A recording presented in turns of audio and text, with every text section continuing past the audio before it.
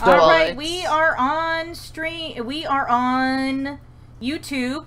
Now, next up is the Twitch channel. Twitchy. I have it on. I'm gonna see if we're streaming. Hi, YouTube. Hi, Twitch. Test. Twitch. I am speaking. Twitch isn't online for me yet. Same here. Oh, now we're live. Same here. It takes a few seconds. All right, how's our... I for some reason wrote Dances with Kobold on YouTube search engine, and I got Irish step dance. All Yeah, right. it works. In order to test sound, I'm going to be muting my TeamSpeak so I don't get All right. reverb. So I checked it. There's tons of reverb. Seems to work. That's okay. Ian was telling me when he was coming up with outlines for his parents, he Googled fantasy teacher, which of course does not lead you to the correct kind of results. No, I wasn't disappointed, but just fantasy teacher. It leads you to interesting results, maybe not streamable results. Hey, you never know. There's an adult section of Twitch. Not that we'd be really interested in it. I don't think there is. You're right. No, we wouldn't be at all. Wait, what? Should I clear my browser history now? You should probably clear your browser history regardless. What? You can't hear me on there? No, I'm just saying for the test because Lauren is in the middle of testing and making sure everything's kosher. I think we're beyond kosher. Twitch side is online, and I can. Are we sounding good though? Yes. Good as well. Girl, you sound fabulous. Yes, Okay, that's perfectly good. fine. If it helps, I can see the cat behind you. Yay! That is Heidi. Say hello. Hi, Heidi. Meow. Sorry, I Alright, accidentally closed and, my roll 20, so give me a sec. All right, and we can. Okay, sure. We can start introductions now. This is where we officially begin it. Yay! Good evening, everybody, and welcome to Tomb of Annihilations on the Dances with Kobold Twitch and YouTube stream. My name is Patrick. I'll be the Dungeon Master for this evening. With me is... I am Lorne, and I am playing Buck of the Turtle. Hi, I'm Tara. I'm playing Walker Bow, the rogue who has fully embraced her feline heritage. Good evening, my name is Nabil. I'll be playing the turtle Olo, Smash Extraordinaire. Andy playing Thorn, Tabaxi Paladin. Hello, everybody. My name is Chris, and I am playing Hollis, the rock gnome bard, god of rock and roll, moderately successful dinosaur racer, and absolutely piss-poor arena fighter. Hi, I'm Ian, and I'll be playing Winthrop Q. Rutherford, explorer extraordinaire, and married to... Beatrix Caspian Rutherford, fighter extraordinaire. Excellent. And to catch everybody up, last time, the merchant prince Wakanga Otamu had you act as his team in the daily contests at the Colosseum, hoping you could win and gain the prize donated by the female merchant prince Queothe.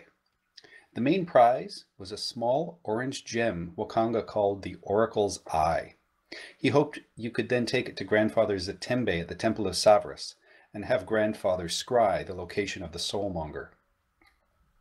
The first contest was an Allosaurus race against the Green Vipers. Beatrix, Hollis, Doc, and Thorn all raced for the Blade Fangs. Beatrix, with her years of riding experience, jumped out to an early lead, never looked back, except when taunting opposing riders with her tactical knowledge. The other riders had a bit more trouble running into mud holes, being caught in nets, and struck by swinging wooden beams. Winthrop, wisely betting on his wife to win, made a handsome profit from the stands. Next up, the Blade Fangs fought Slicer, a Kenku gladiator, alongside his pet velociraptors in a fight to the knockout, as killing blows and magical attacks had been banned from competition due to the death curse. Ignoring this, Baka quickly dropped Slicer with a bright blast of radiant magic. The crowd booed and threw food and drinks at him at this display. The rest of his teammates took down the velociraptors, but they managed to take down Thorn. As punishment, the ringmasters challenged the Blade Fangs to fight each other, with the last combatant standing receiving an extra 20 gold. Everyone but Doc the Cleric lustily accepted the new rules. Beatrix and Walkerbow quickly aligned as a team, while Baka retreated to his shell as a tactical defense. However, this did not save him as Hollis once again put Baka to sleep, along with Beatrix. Hollis was then taken down quickly by Winthrop, who went on to win the contest. After accepting their prizes, Hollis deftly traded the stand of the Oracle's Eye with Narissa, a Harper agent, for 30 gold, as they had agreed to earlier. Heading back to Wakanga's home, Wakanga inspected the gem and rewarded the group with an extra potion of healing, along with their winnings, minus a couple of the bottles of perfume and ointments which he kept for himself. He once again suggested taking the gem to Grandfather Zatembe tomorrow. You said your goodbyes, left his home, and started walking towards Winthrop's parents' house, where you have been invited for dinner. Joy. So we're en route. Dinner. Oh, And this this is gonna is- be fun. This Are we is gonna where have- we pick up. You guys are leaving the Grand Colosseum down here, and you are making your way back up past the Grand Souk into the nicer part of town. And as you are leaving, the crowds are still dispersing and milling about outside in the streets, and a couple of times people recognize both Winthrop and Beatrix and congratulate them on their wins, and a couple of people just kind of hiss and mutter at Baka, just sort of yelling cheater and Flint as you guys pass. And other than that, everybody seems to be in fairly good spirits until you come to an area just around here as you're heading up to the platforms into the nicer part of town, where you see a large sailor who appears quite drunk and is angrily yelling at a couple of shopkeepers who seem to be wanting to close up for the night. And one other person who you notice is wearing a purple sash, and he's angrily complaining about losing his bet on Slicer. I'm going to suggest that we may want to avoid this confrontation. Yeah, let's give them a wide berth. So No need to be vomited on We're by heading a up to drunk. dinner where, like in that area? Oh boy, my color is possible to see. No, I saw that. Yes, you're heading up into that district. It's That's this little better. house over here, which is not really a very little house. Looks like it even has a little courtyard there. Is there a way to get up, say, in this area? That is Wakanda. where you guys were. That's Wakanga's house down here. Okay, but it does look like there's a bridge, and then there's another bridge. Yes, but Winthrop didn't lead you through here because he didn't want to go past the temple itself or the Golden Dome. He wanted to sort of wander down into the streets. That wasn't for safety reasons. That was just for tourist reasons. Yeah, I've been Tourist thinking reasons. on me. You see, the city's very old. And in this district, blah, blah, blah, blah, blah, blah, blah, blah. Fascinating. And as you arrive in front of this, you see a well-appointed two-story home. The bottom floor is made of stucco-covered stone with a few tiny windows here and there. The upper floors have bamboo walls with huge windows that let a breeze pass through under a tiled eave. It's painted with sharp geometric designs in pink and white and decorated with ivy.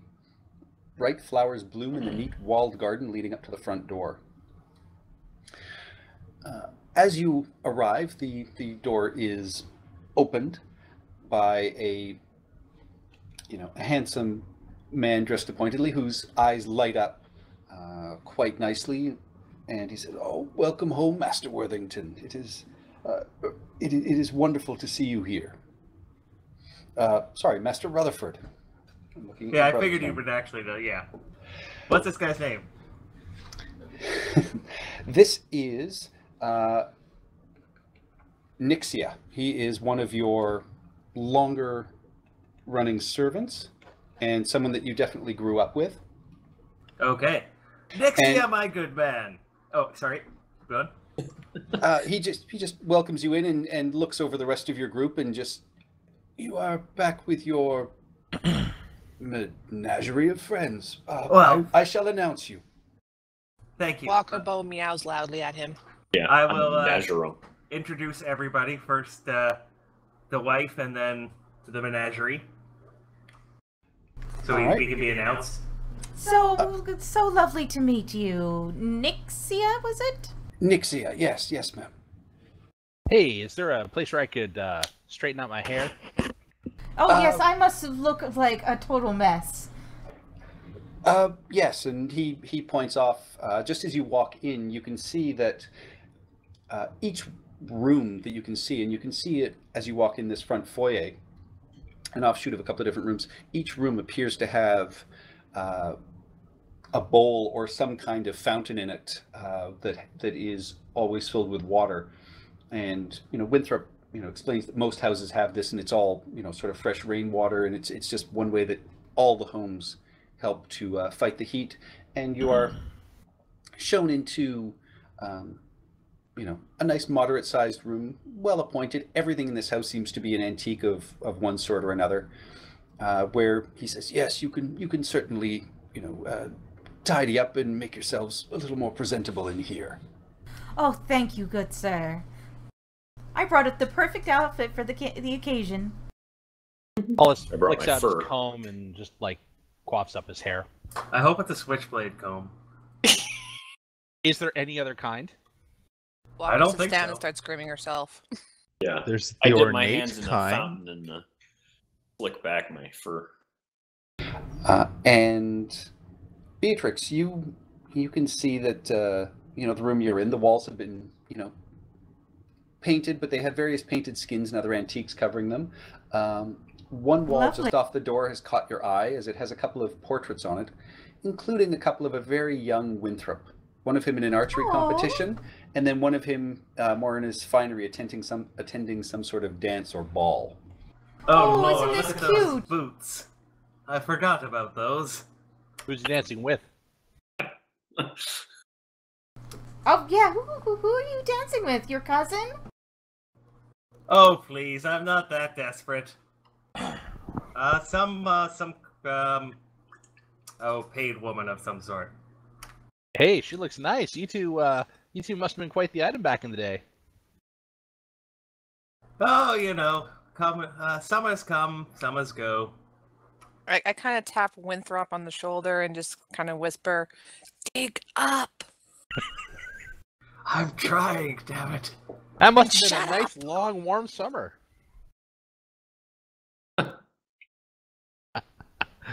Ah, Oh, what's this? oh, that's the outfit I'm wearing. Oh, okay. I thought there was gonna be like a. The Yes, look yes. of an angry woman, that's what that is. Oh, it was such a long time ago, right? Oh, yes, he is. Oh, you don't look that young. Yes, he is. I kick Hollis's shin. Now, Right, so you get him in the Oh. hip because Hollis is 3 feet tall. we'll continue on with the tour. You Now, kick him in the navel instead. This actually aiming for fertility a shin. statue I found in a likely burial mound. Note the rather large proportions. And the thin gauze. Walker Bow just kind of cocks her head at the thing, just like, I don't understand this. How would this work? I've seen bigger.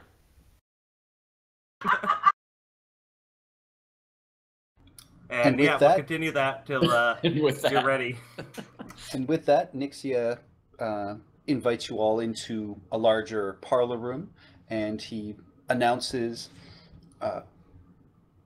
Lord and Lady Rutherford and their guest, Master Godarm, and then he proceeds to introduce each of you in turn.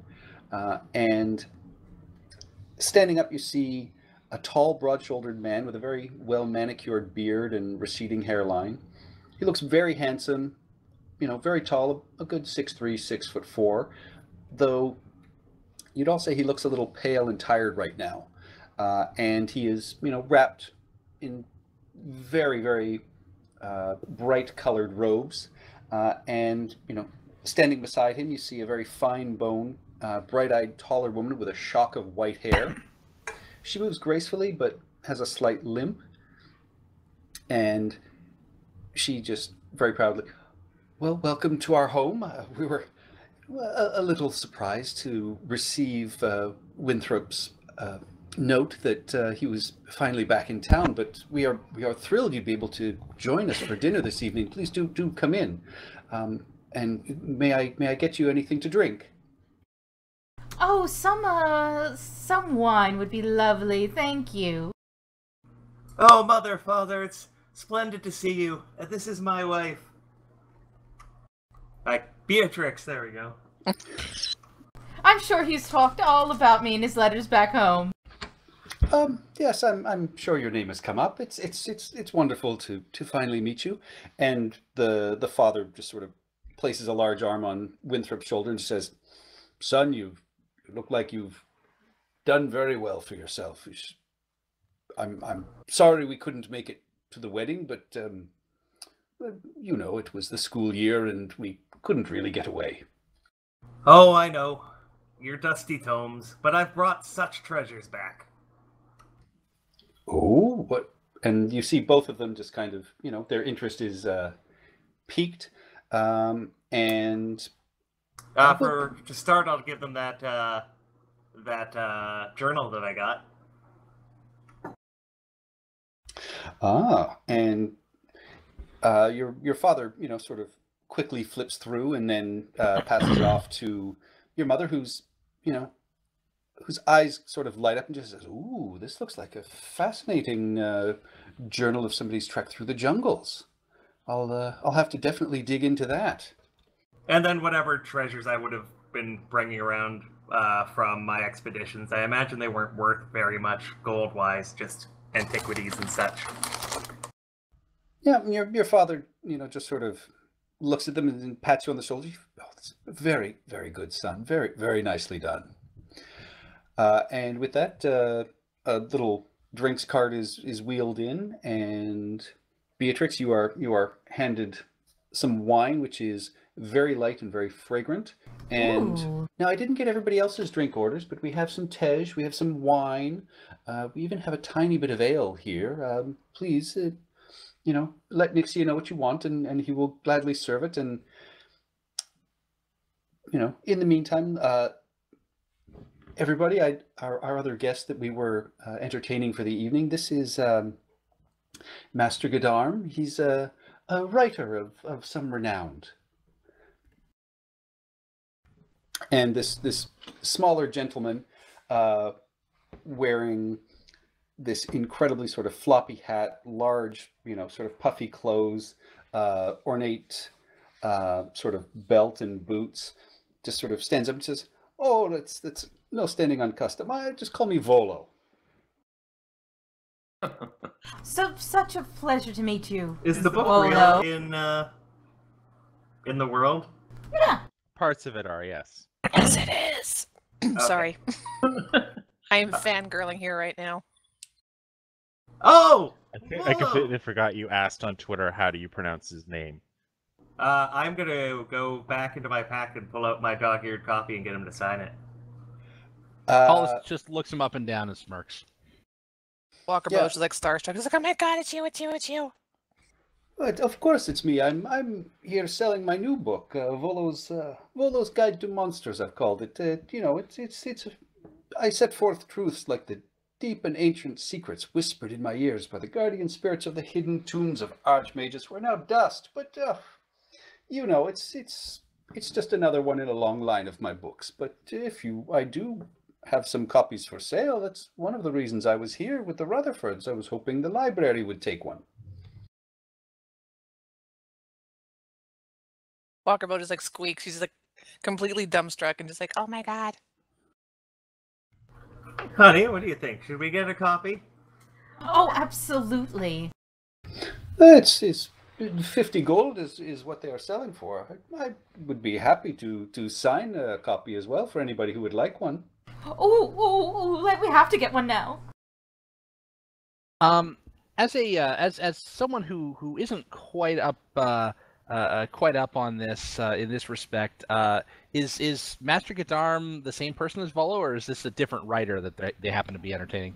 Same person. This is Okay. Volothamp Gadarn. All right. Got it. And with that, he definitely produces a couple of books from his satchel, one for your parents and one for you, Winthrop, and quickly signs his name. And in-game, this means now that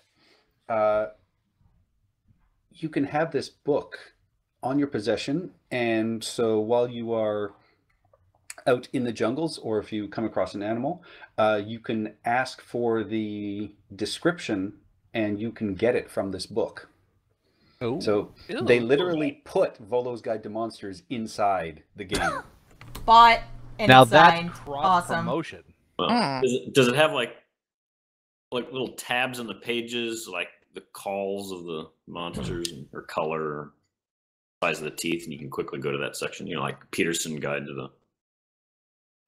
Peter, I've never heard of this, Peterson. That's a great idea. And you see him quickly sort of make notes, and it's like, oh, maybe for my next edition. But you know, I don't necessarily have time for that. I mean, you know, when I go out and explore and learn, I mean, I, you know, have to use my not inconsiderable magic sometimes to disguise myself. You know, I've been a tree, a stone, once a puddle. I made myself a puddle in order to learn about these creatures. But yes, if I can figure out a way to describe their cries and their calls, that's a great idea. Puddle, eh? Sounds like you know how to fit in.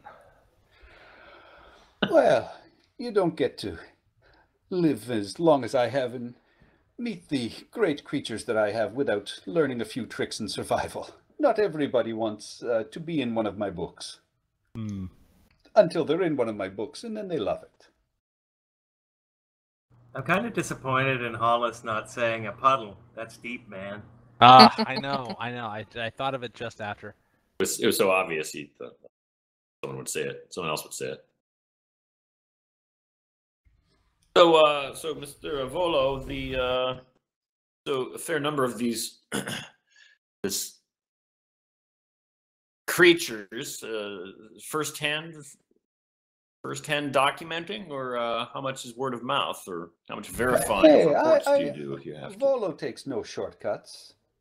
You know, I stint not in the depths of my probings or in the courting of discomforts in gathering the most extensive and authoritative lore possible. At great personal risk, might I add. Hollis rolls his eyes. Sure it is. Impressive. You've seen all these creatures. Most are only thought to have been in legend. I know, right? He's so amazing. Well, he blushes a little bit, and there's a little curl of a smile. I do what I can. I haven't produced as much knowledge as, Elminster or some of the other great writers, but I'm working on it. Please, feel free to tell your friends or your business partners and acquaintances, people you meet passing in the street anyway. Perhaps, I'll have the chance to pen an even more useful guide in the future. Have you heard about that folk Xanathar? Oh, the Beholder? I've not only heard him, I've met him. He and I have had a couple of wonderful conversations. He's a very, very intelligent creature and very well behaved. Loves his Did a job goldfish. for him a while back. He wanted this strange little crystal. Oh. What was the crystal for? I believe it was the excrement of some strange beast. And he pulls out a little notebook and makes a couple of scribbles. Well, I'll have to ask him about that next time I see him. Hopefully he's not up to anything too nefarious. And at this, a dinner bell rings, and Nixia ushers you guys into a well-appointed dining room. And along the wall, set up almost buffet style, you can see there's some cold meats and fruits and other delicacies. And your mother, Winthrop, just says, I'm really sorry. We didn't really have time to prepare very much. I hope this will do for everybody. It's all good. Looks fabulous. Oh, it's fine, Mother. Hollis doesn't need much to eat. He's 3 foot tall and half, a quarter the size of everybody. So They're yeah, used to water deep food. They're fine. What does that mean, honey? Oh, you're in for a treat of spice and flavor. Waterdeep food also has spices and flavors. Anyway, let's eat. So you guys sit down. You enjoy a fine meal. Beatrix, you are questioned, pointedly by both Kara and Warrington, Winthrop's parents, just about your backstory, your history, your education levels. Oh yes, I'm very highly educated. That's how Winthrop and I started connecting. So this is the first time that you've met his parents, then, your in-laws. Yes, because they're over on the other side of the continent. See? Yes, my parents couldn't attend the wedding. They were very busy. Research is, My parents help run a similar museum in Waterdeep. My dad's part of the Noble Council there. I don't know anything about Waterdeep in real life. Well, how did you end up meeting my son? I was trying to sell a particularly well-endowed, different fertility statue to the museum. seems like that's your the focus of your research. No, but it was the focus of ancient peoples. Almost as if fertility, meant something back in the day. Yes, I remember looking at it and you going on and on and on, and I was sitting there trying to establish its veracity. And I marked that the shine on the end was like the shine in your eyes, and it was love. Oh, that sounds lovely. I'm very glad to hear you've got at least a large background in academia and museum and history as well. That is wonderful, wonderful news. And your dad sort of clears his throat and says, "So, what has actually brought you back to Chult, my son?" Well, we are on a mission with, and I can't remember who we're on a mission with. Sindra Sylvain. Ah, yes, Sindra Sylvain, to find the source of the death curse. And make a perception check. Okay. Yeah, I was about ready to do that too.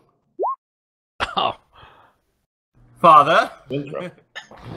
You notice your dad sort of stiffen slightly at that, and as you eye him over a little more carefully, you notice a small sort of black patch of skin on his neck as well.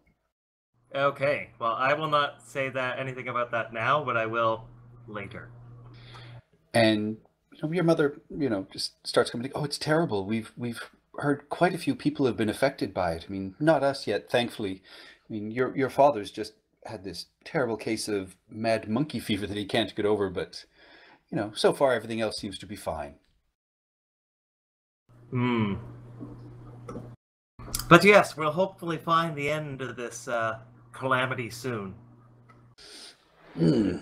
I actually sent out a group from the museum not too long ago. The company of the Yellow Banner went out because they'd heard some whispers of some great tomb out there, but haven't heard back from them. Too bad. Well, it was a good group, and they had a actually, and he looks over at Olo and Baka. A turtle was one of their guides. A very, very smart jungle creature. Name of he sort of snaps his finger, and the wife. Chie was his name, I believe. Was that one of the guides that we had on the list? Nope. And we're gonna ask them about that too. Which direction did they head into the jungle? Oh, well, south. I mean, we're almost at the northern tip here, so everybody basically has to go south. They didn't have any more specific plan about where they were to look for the tomb, you said? I can. Oh, I'll probably have a map on me. I can pull out the map. They're an adventuring party. They never have a plan. I'll push my meal out of the way and pull out a map. Hey. That's a hint. Bring up the map. I will bring up the map. Brings up Patience, the map. Padawan. Yes.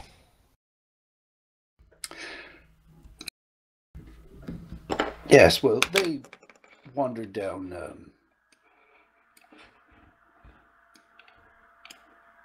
and he,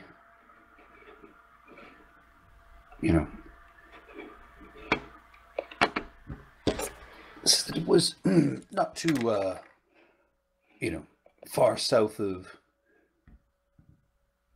the river Shoshenstar that they went down into the Aldani Basin. They'd, down around that area.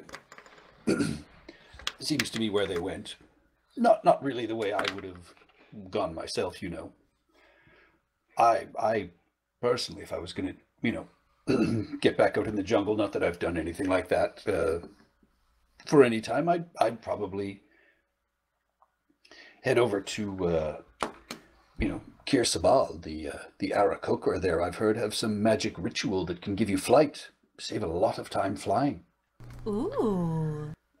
That sounds interesting. Yeah, Father, that's some good intel. Katie wants to You fly. mean Olo? You mean Olo can fly? And at this, Volo pipes up a little bit. Oh, I've heard the same thing. Yes. It's a wonderful ceremony. I mean, I've only ever managed to see it once, but yeah, it's beautiful. It's whirling and magical. Resulted in the subject being able to fly. With that, at least we have some sort of heading into the jungle. And Mother, have you seen anything in that? Noticed anything in that journal we found? Oh, I have really barely been looking at it, and you actually know that she's had it in her lap and has been flipping through it. Oh, okay, yeah. So she sort of blushes a little bit, and she says, "Well, it's it's got a few interesting things. It more seems to be, it appears it was a wizard of some sort who was on a trek and seems to have lost his, no, what does he describe it as? Well, seems to be some sort of guardian that he was with, so, and then seems to have the amulet that's been lost, but it looks like they were down south of where Camp Vengeance is, somewhere close to the basin, but a little over to the west, and she points on the map, probably somewhere around there. I forget, where does this journal come from? I guess Wakanga gave Winthrop. Winthrop the journal. What was it? Yeah, what was the reasoning for him giving it to me? I can't remember. I know I asked for it. It was just an extra thing that he had around, and he was hoping that when you guys go out to explore, you'd be able to get the shield guardian that is talked about in it. That's why I knew it was a shield guardian. I'm like, I know it's a shield guardian. Yeah, but they don't know where the amulet for it is, so he was basically asking you to track it down for him for an extra reward. Oh, this is Wakanda? Yes. Okay. Oh, okay, good. All Okay, right. so we have that, and we so we have that heading. Let me draw on here. So this is where we think the amulet is. Yes. This is where we can fly. And what was our target for the death curse? Well, no one seems to know about that. Just somewhere down south, we'd heard something of a tomb, but nobody's really figured anything else out. And this is why Wakanga wants you guys to take the gem to Grandfather Zatembe to possibly zero in on something. Oh, okay, so we'll mention that to the parents. Oh, that's a interesting idea. I mean, you know, I'm not necessarily sure that you know, he'll be able to help, but you know what I put in, you know, that sort of, you know, religious things. I would also suggest maybe you want to go see Rantoba at the museum. He can probably help you set up interviews with your guides and organize the purchase of, you know, insect repellent and that sort of thing. Yeah, I think earlier I sent the Daves down. They should have already met with him. Oh, excellent. And Volo just sort of, you know, quickly asks him, you're gonna get a charter of exploration? Yes, we were. Yeah, we had to do that. I forgot about that, though. Want to come along? Oh, no. I'm just here to sell some books, and I must, you know, keep moving on. I don't plan on heading outside of the city again.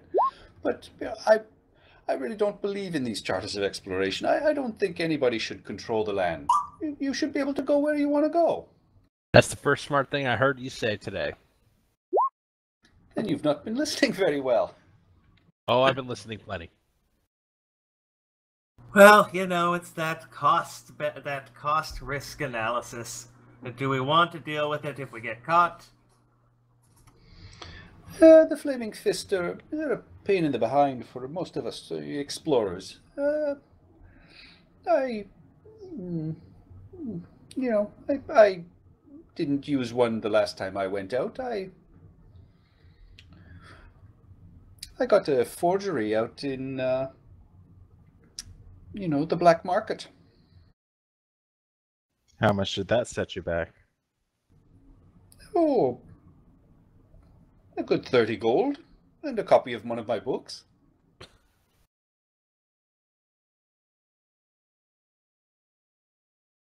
Sounds like a bargain.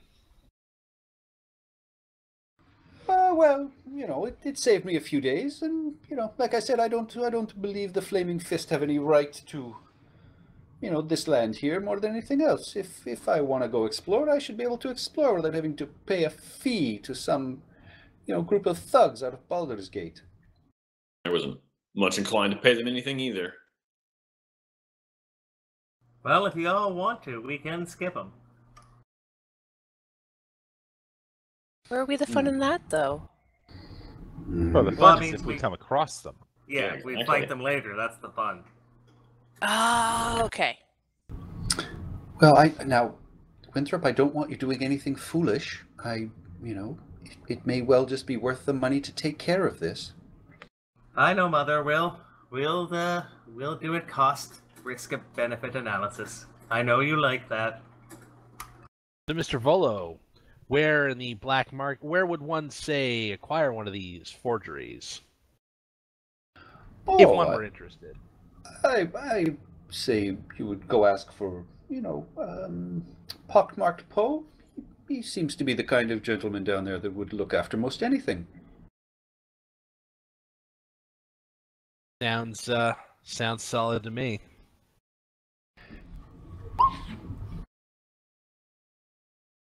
Well, if you want to get the forgery, I can get everything ready here, and we can be good to go in the morning. I will change my backstory. I'm from Baldur's Gate. I thought for whatever wires got crossed in my head, and I thought we started in Waterdeep. We started in Baldur's Gate. So I'm a Baldur's Gate noble. Oh, well, that's almost as good, my child. That's just fine. Well, I would have said the correct thing in like the game life. Oh, nice. Yes. I like these parents already. Yeah. Oh, I see. You're from Baldur's Gate then. I see. There's nothing wrong with And- that. No, and It's with perfectly that, cromulent. the rest of the evening, there's, you know, discussion of the big race and that's coming up in the next 2 days, the Nanbusu Haka, the Great King's War Dance race, and apparently there's going to be some sort of surprise third race of the dinosaurs that's going to be going on. And they're, thrilled to hear that Beatrix, did so well in the dinosaur races, and that Winthrop Thank you. won the competition. They're, very proud of him for his, physical skills and that kind of thing. But they try and be proud, but they don't really get it. Yeah, it's well, like a pat on the head. Well, good, yes, good, fine. And then they also, talk a little bit about, the weird things that have been going on at the dinosaur races over the last little while. There have been some, fluke wins that have people concerned because some large, mysterious bets have been made. And then these new riders win big and then disappear with their honkers dying. Oh, they just vanish, and then, they get their money and they go. Nobody sees them again. And then, their honkers die a few days later. Honkers? They're hadrosaurs. That's what. Sorry, dinosaurs. It's just what the locals call them here. The Harpers think the losing dinosaurs' performance is being affected as well. Somebody's poisoning them or something.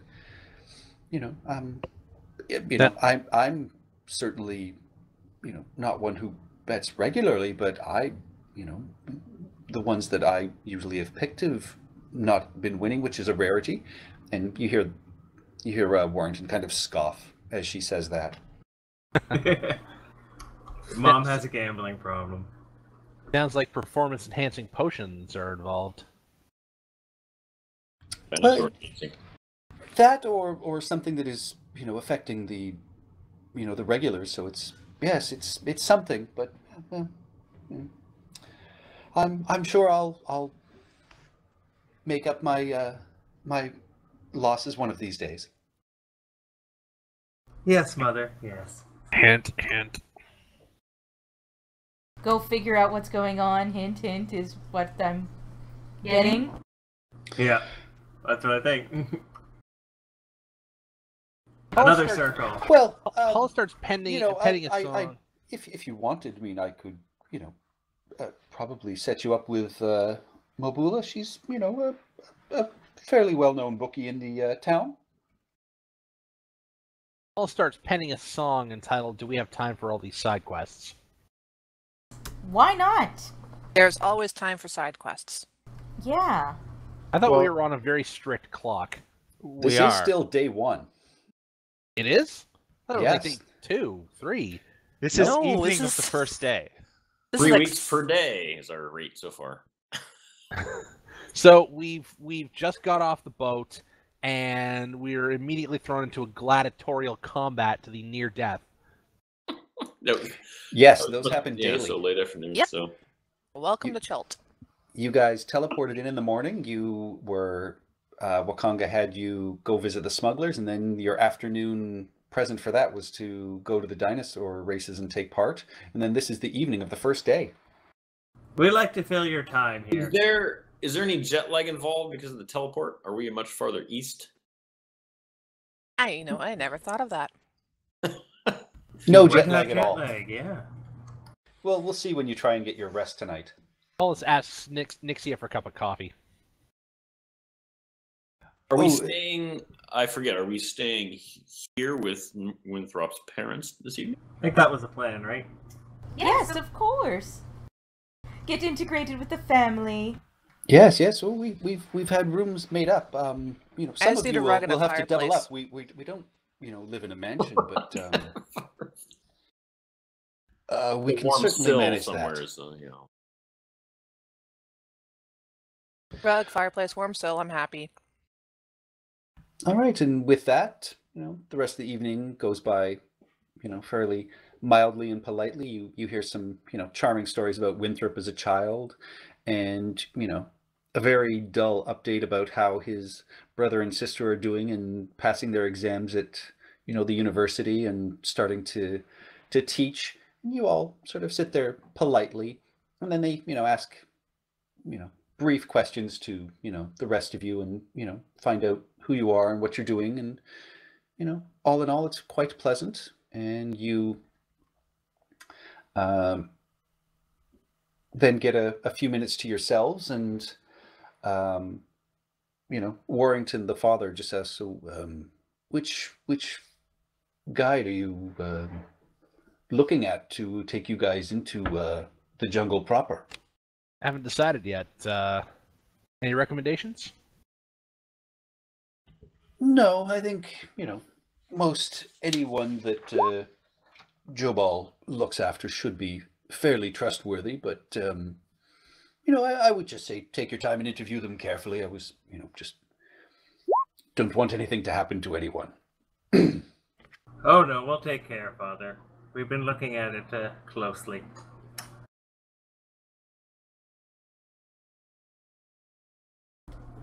Now, are there, because I know, are there family dinosaurs or no? No. Okay.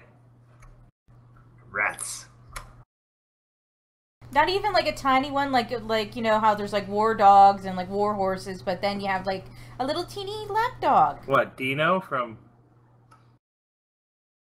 Yeah, what was that from? From Flintstones. Flintstones. Yeah, something like that. No, there is no house dinosaur here. Yeah, but I always wanted one. Yeah, well, the museum has them, so that's where they're sort of kept. They're more pack animals than home animals. So, I'd be if we're close to retiring, I'm curious to see the town map again, especially if jet lag is keeping me up, anyways. So, if the museum has dinosaurs, are we able to borrow those? Well, that's something you'll have to talk with Rantoba about. Okay. We could set up to bring a naturalist with us. And I will be mapping as I go.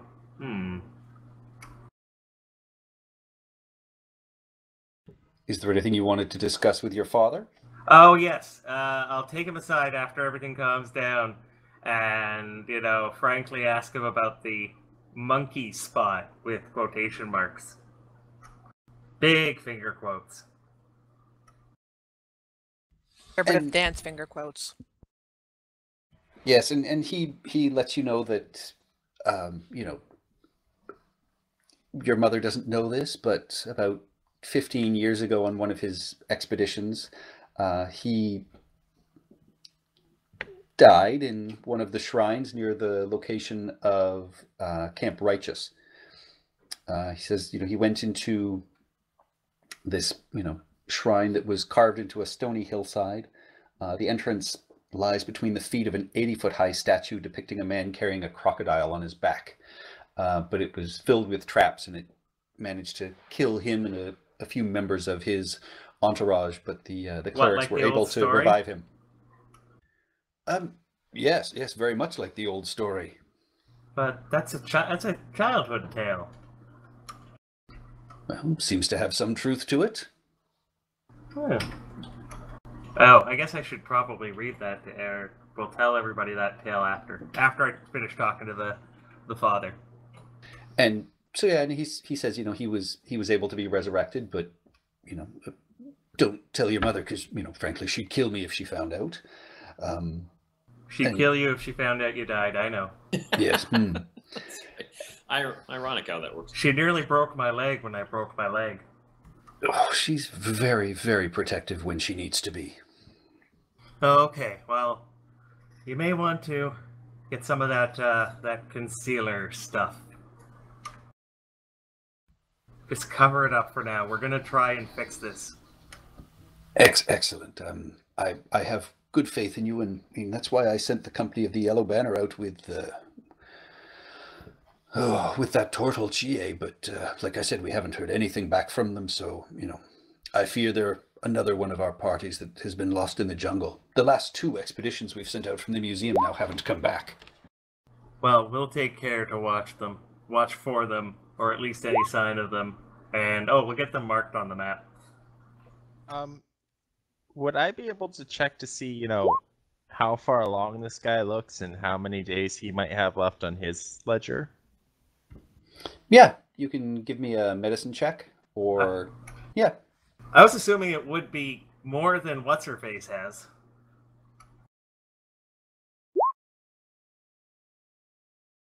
Doesn't look good. He's dead tomorrow. He still looks fairly robust. I mean, he's just a little pale and, you know, sort of red-eyed, but he doesn't look as withered as some of the other people you've seen with this. But clearly it's early stages, but it's there. Is medicine trained only, or can you do it untrained?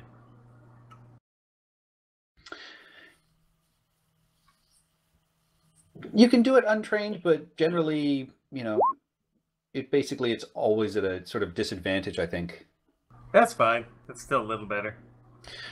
Yeah, I mean, to your eyes, you can see that, you know, it's progressed further than what you've got, Winthrop, but you can't necessarily, you know, tell how long he's got, but he does definitely look better than Syndra. Okay. Wow, your father is a high-level NPC.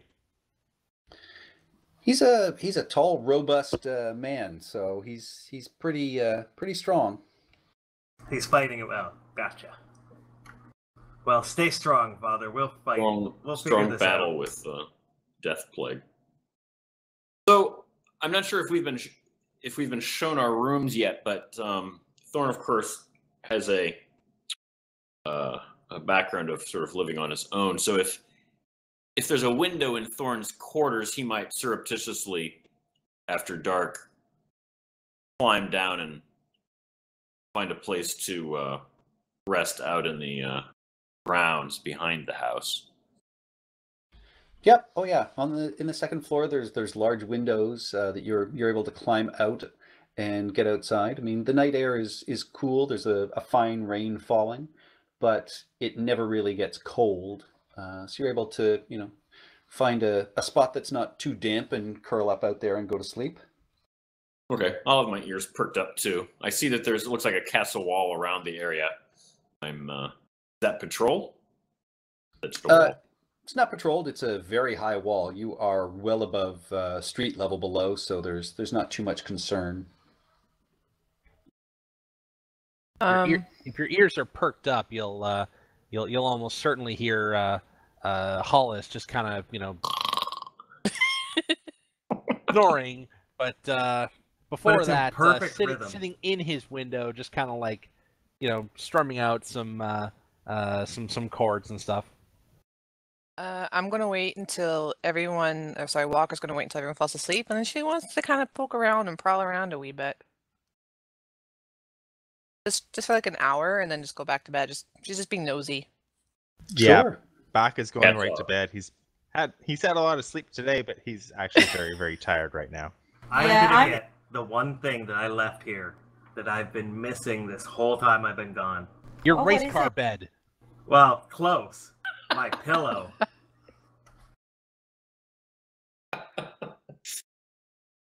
All right. So where does Walker want to explore in the house? You see, there's a library. There's, you know, a couple of, you know, sort of smaller, you know, rooms that are more parlor-like. There's, you know, the kitchen on the main floor. Second floor, it's mostly bedrooms, and then there's a, you know, a large sort of, you know, washing up room. Yeah, you know, I want to poke around the library. Would there be a study on the main floor as well? Yes. If you're anything like my cat, you'll go into the bathroom and try and open the cupboard door repeatedly. My cat does that in the kitchen. But no, I'm just going to poke around in the library and the parlor and just be nosy Rosie. I'm not looking for anything specific. I just want to see what's around. Rolls on the wall. Figure out where they keep the good drugs.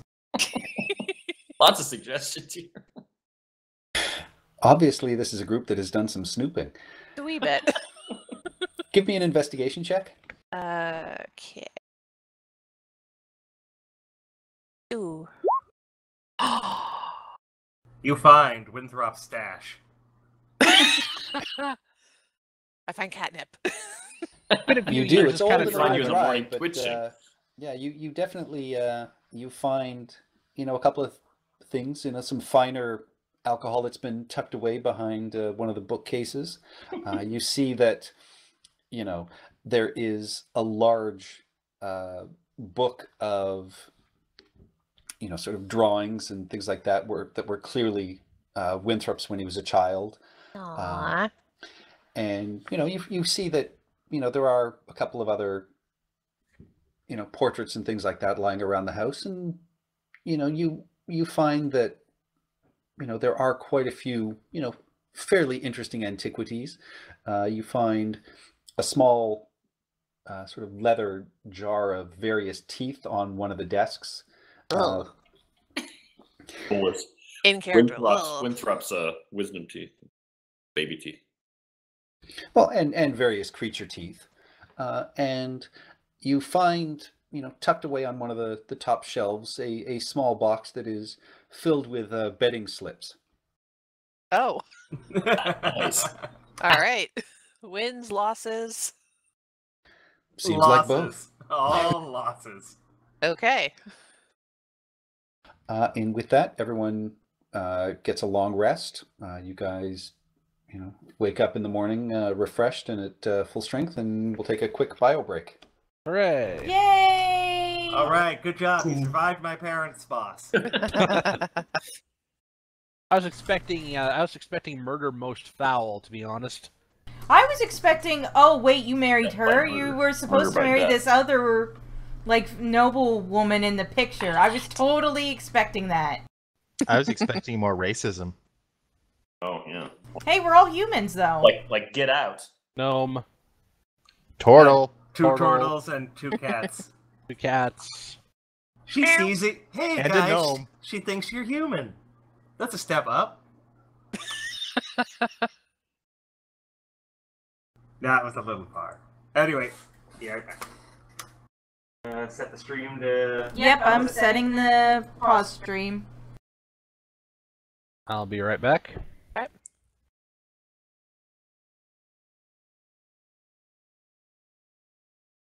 Hello, anyone else there? I have not. I'm left. here. I'm about 30 feet away. I'm here. Cool. Yeah, I didn't want to make the parents too racist or anything like that, because they are his parents, and, you know, given that his dad is dying, I wanted you guys to actually care. Yeah, fair enough. And I made the mom a gambler, not a racist. Yeah, not everyone's parents has to be racist. Patrick, quick question. When it comes to like helping us with like our backstories and stuff, of like stuff that our characters should know, how do you feel about the Forgotten Realms wiki? Yeah. Oh, it's all good. Yeah, I mean, okay. You know, trust it as much as anything else.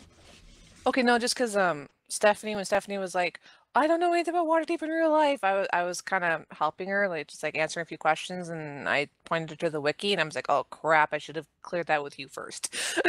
No, that's all good. That's totally Okay. fine. Yeah. I'm like, I'm sorry, Patrick. Let me make sure this is okay for future. My question, my going out into the garden seemed innocuous enough, but earlier I was thinking Thorn might well be very tempted to crawl simply over the wall and kind of prowl around town. But then I realized that'd be a real pain if we all kind of wandered off during the night. You'd have to be fielding all of these different.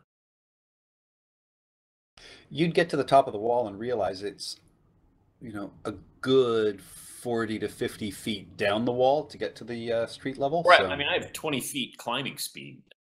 We're Backseat, so I can Dexy get and we down know there. it.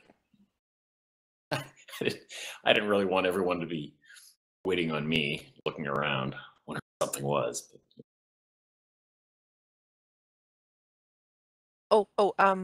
And Patrick, you say I did find some catnip?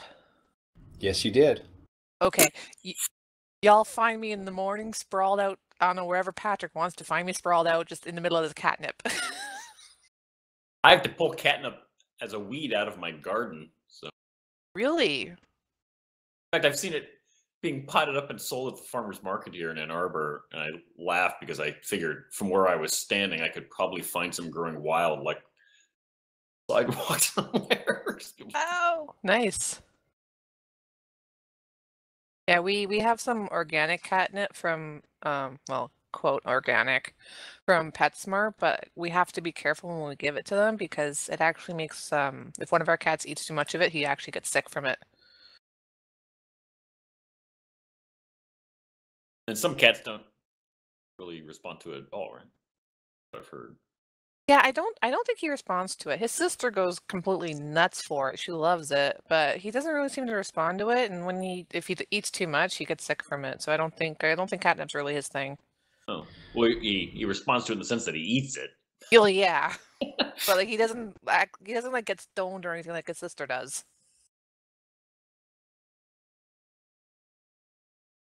We've nicknamed his sister Stoner Kitty. Because like she knows because my boyfriend's one who usually gives him the catnip, but like whenever he reaches for it, she's like right there. She knows. She's like, "Gimme." Well, that's better than the nickname we have for the small one. We call him the Shitten. Why? Can I ask why? I'm afraid to ask why, but I need to know why. He's just a little whiny bastard that runs around like he has thousands of, cats worth of energy. Technically, he is a kitten. Aww. He's huge, and I don't mean like fat. I mean like he is a very large cat. Okay. I'm back. Have you guys thought about getting him a friend that might help with the energy? We have 2 cats. Oh, The other okay. one is, I don't know how old she is anymore, but she is up there. Okay. For some reason, I thought you only had the one, so derp. No, in the apartment there are 2 black cats, Smokey and Sambuca. Aw. And then there is the pug, Narcissa. Nice. I will have a dog one day. None of the animals are actually mine. I just borrow the cats. Come here, I want to cuddle.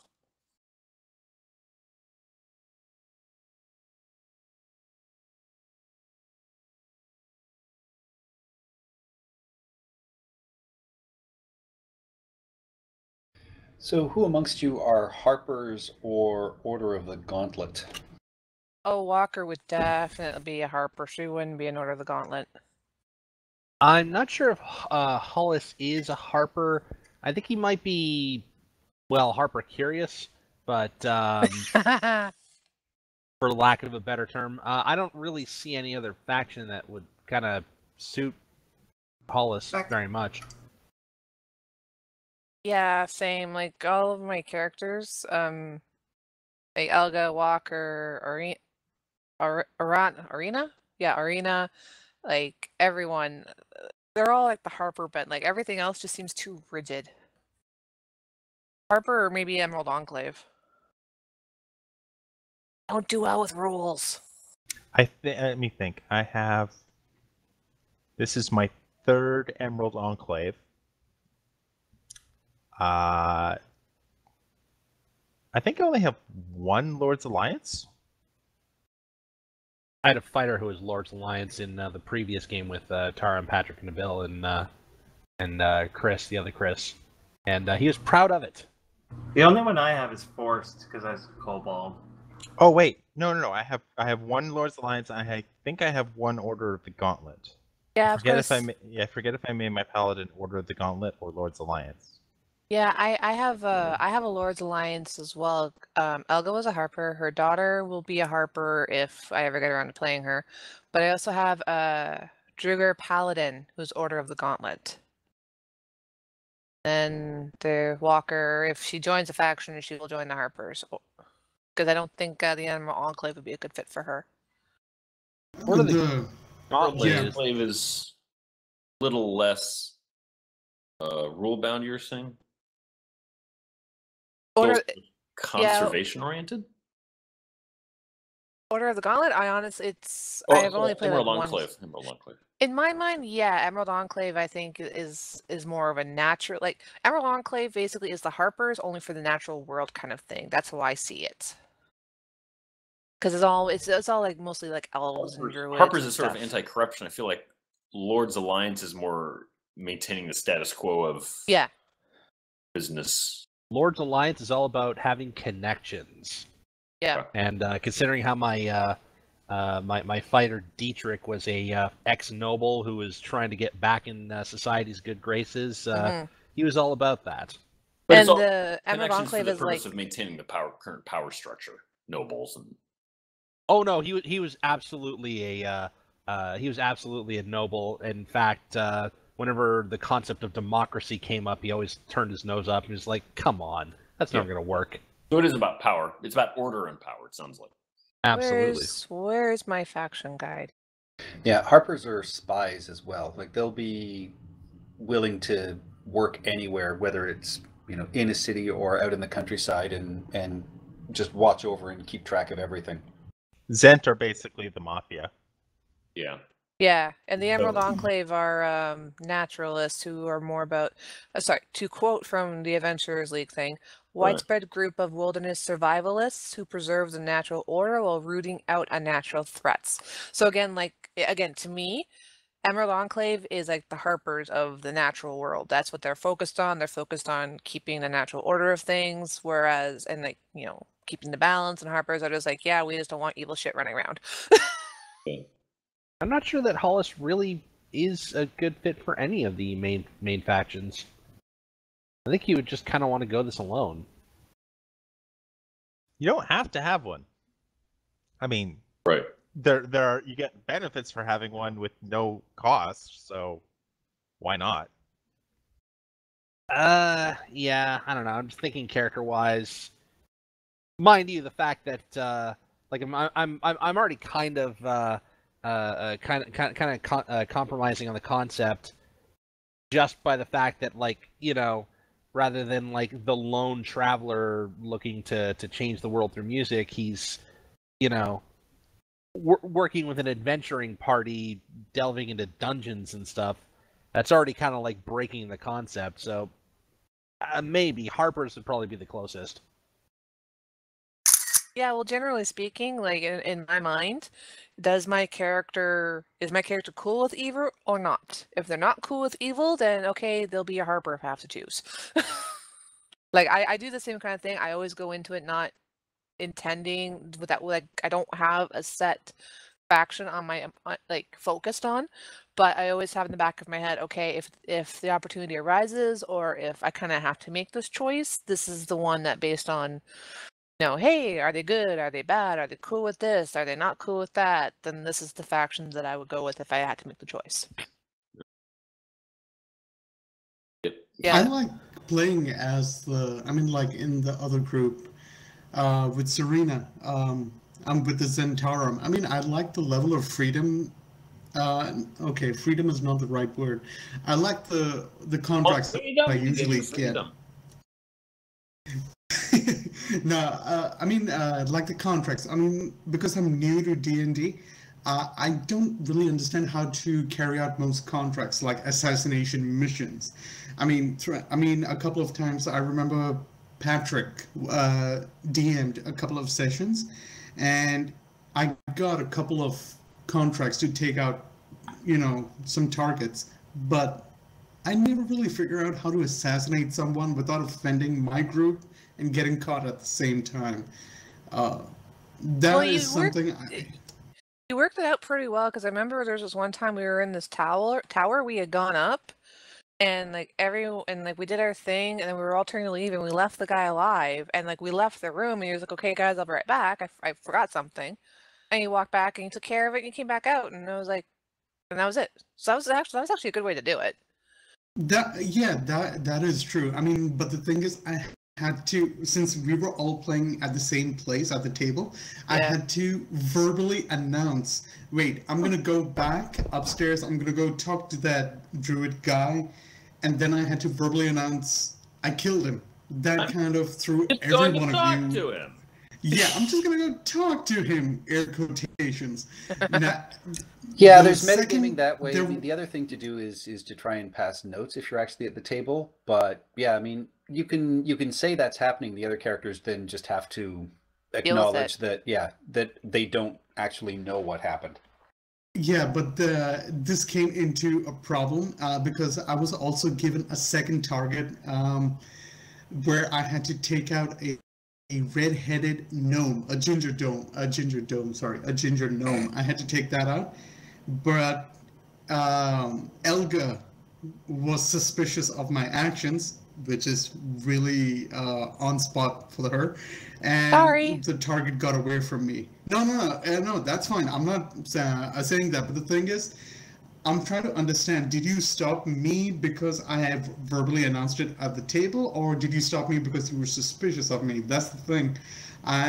Because if in the future I get more assassination targets, I would like to know how I carry that out without everyone else knowing it except the DM and I.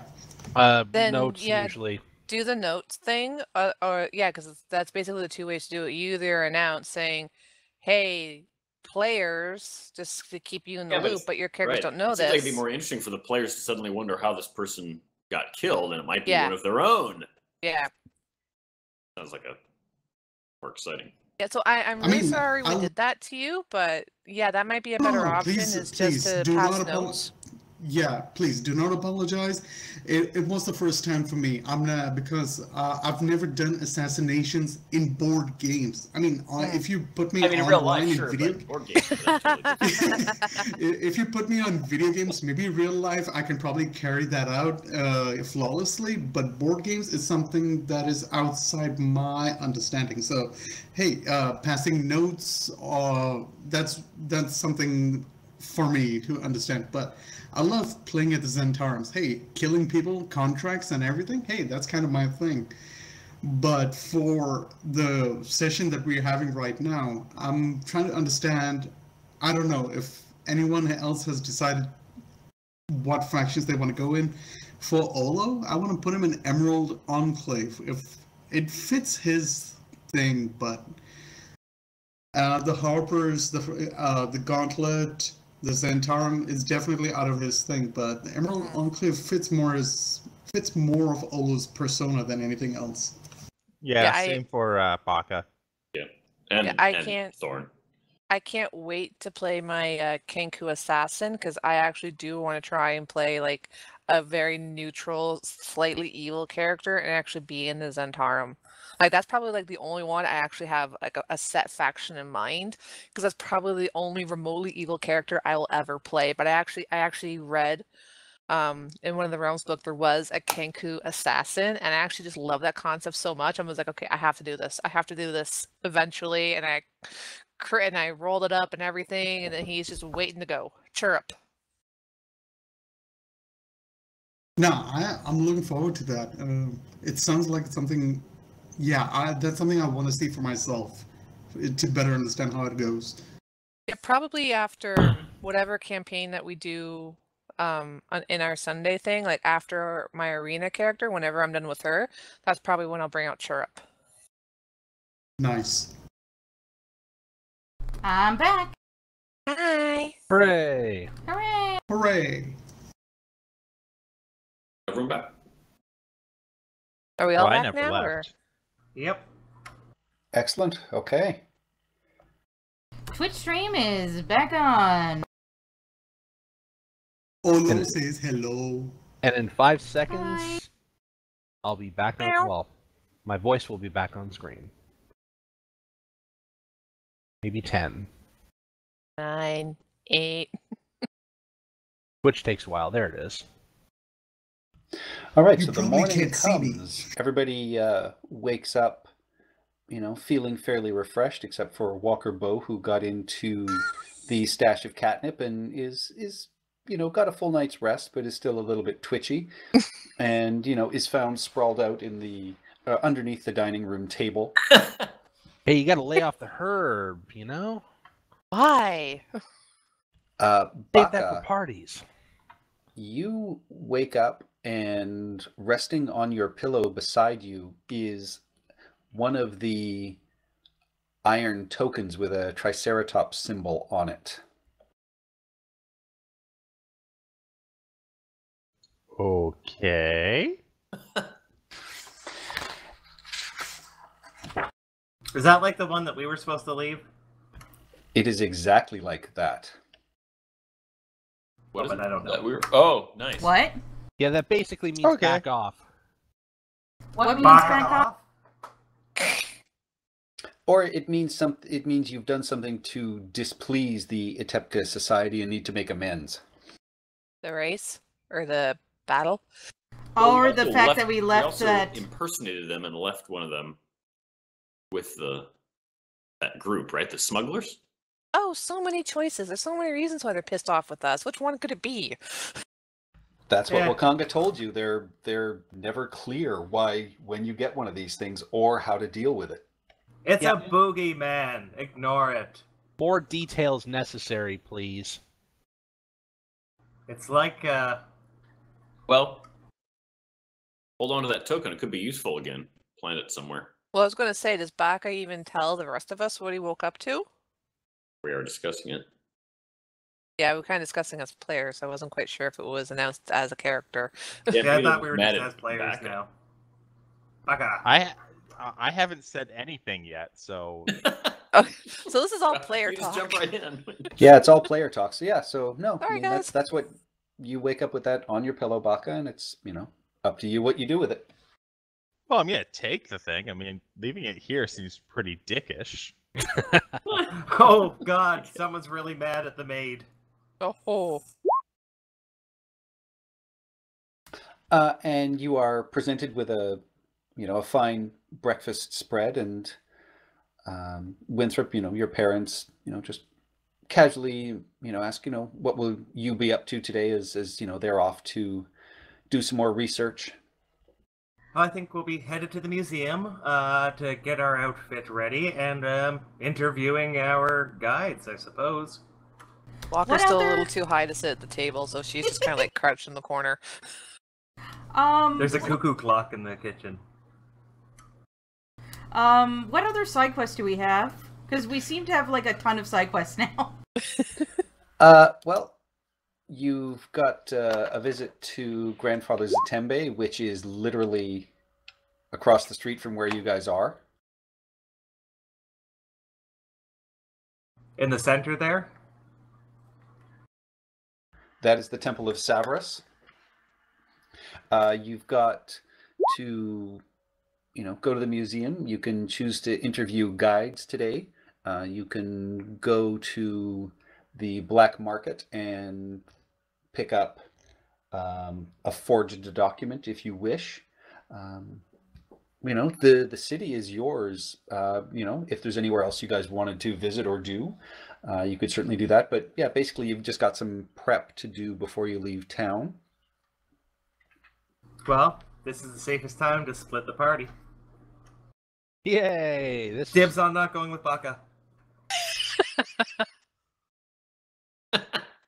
I'll stick with Walker Bow just because it might give Hollis an idea or two for a couple of songs. He starts penning a song called Catnip Lady. Wait, why is that cat in a cradle?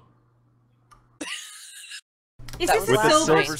spoon? And It's a eating fork, breakfast with a thank silver you. cat. Okay, all I right. think. He's probably an old man on the moon. Well, we're not there yet. Anyway, so do we want to split up? Do we want to just all go as a group to each one and just do them in order? What would you like to do? Might as well just do them in order, right? Yeah. What's on the list again? So get the stone looked at. That's the closest. Then the museum, I think, is the second closest.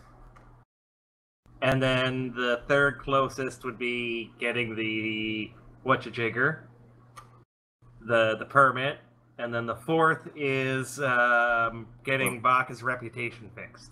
Yeah, I'm not getting them a real permit. Screw that. What do you mean a real permit? We need to get a guide too. The We do Charter need to- of Exploration, those interviews were set up to be at the museum. Ah, got it. So you guys, you guys would have discussed it last night, and you would have let Nixia know. So which of the guides did you guys want to interview? Oh boy. Let's see. Going back over the guidebook here, Hollis really does not like the concept of Farul and Gondolo. He doesn't trust this. I don't recall them. Is that list up anywhere? It's in the It's in emails. Gmail. Oh, right. Yeah. Yeah. I'm trying to find your... Basically, every one of them is charging 5 gold pieces per day.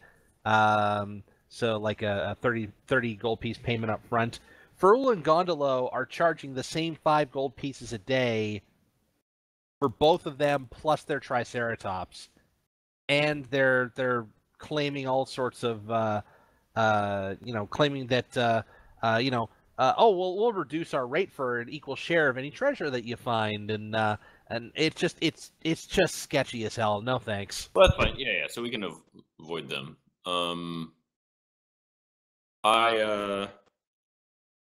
It seems like any guide who's old, if I can be ageist, is sort of indicates someone who's savvy enough to have survived that long. Oh, here's a really easy way. Do I know anything about them from my time living here that we can just knock one or two of them out? No, most of them are younger than that. I mean, you would have not really dealt with any of them in your time here. I think I might have had a fling with Azaka? Azaka, Stormfang. Oh, is that the lovely young lady in that painting? Oh. Grabbing collar. I'm just gonna roll my eyes at him.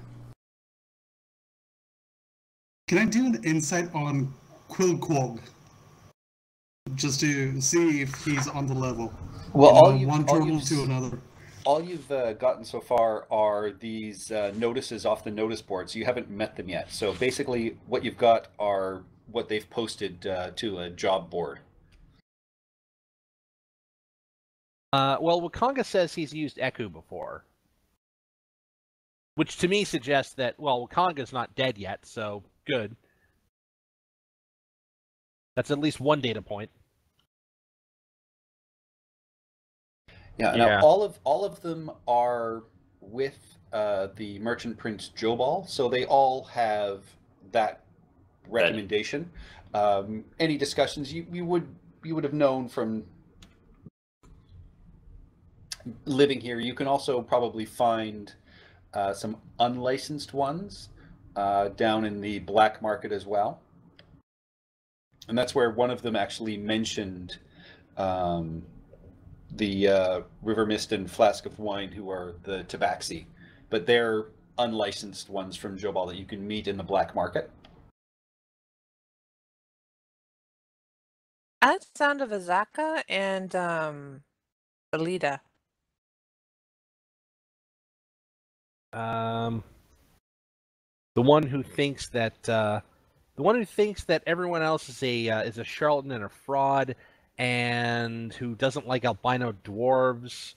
Yeah, why does she have to be promising. racist? I just like her, 5 gold pieces per day is a cheap price to pay for your lives. Spend your gold wisely. I like that. We can always take these guys on their side missions, right? Or yeah, we should have one-on-one combat with them, each of them, see how they fare. I don't think combat is what we're looking for. We're looking for someone to get us in and out alive. Yeah. Savvy enough to get out of a situation. Who knows? Yeah, I can't think of because think about it this way: Azaka wants us to go and tackle evil Petra folk that on Firefinger that stole Wooden Mask from them. If we don't pay her. Terrafolk, yeah. That's if we don't pay her. If we pay her, we don't have to do that. Well, I'm just saying we should do that and get the riches and stuff. Sir Hugh seems crazy. Musharrab also has a side quest. I don't mind the side quest thing, but Well, keep in mind we are on a time scale. So why don't we talk to the Tortol? Quilgok. Let's see, which other ones did we want? Azaka, I don't know how anybody feels about Eku. Eku, I mean, I don't know. I'm always distrustworthy of people who say, "Oh, I give all sorts of money to charity, and it's going to be huge. This orphanage is going to be huge." Huge. It could be the finest Huge. orphanage you've ever seen. Just believe me. Yes, Everyone's yes. talking about it already. Make Chult great tremendous again. orphanage. Believe me, it'll be tremendous. Be tremendous, and we're gonna make the Turtles pay for it.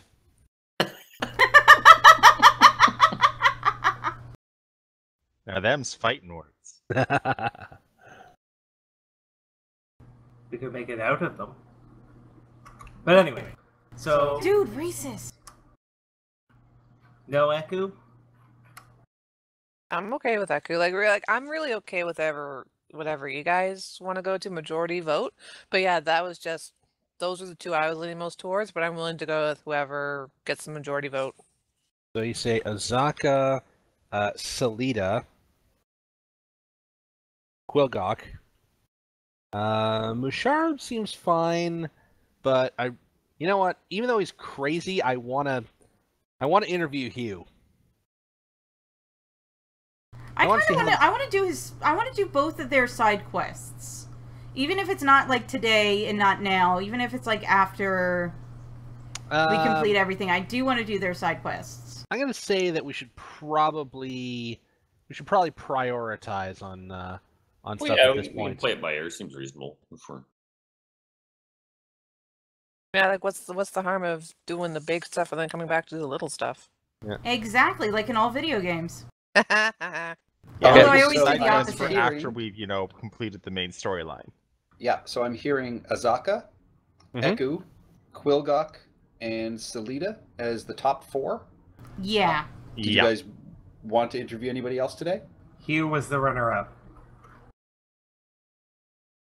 Okay, I mean we can do all 5. It's it'll probably use up the rest of the session between what you guys get prepped for today, but that's fine. I This do is- like this the is an important part of it. Ankylosaur. It is. I An do important like part. the Ankylosaur. Mm-hmm. Ankylosaur, yes. We're gonna have to pay a little bit more, but hey, big dinosaur with a big hammer on its tail. I'm okay with this.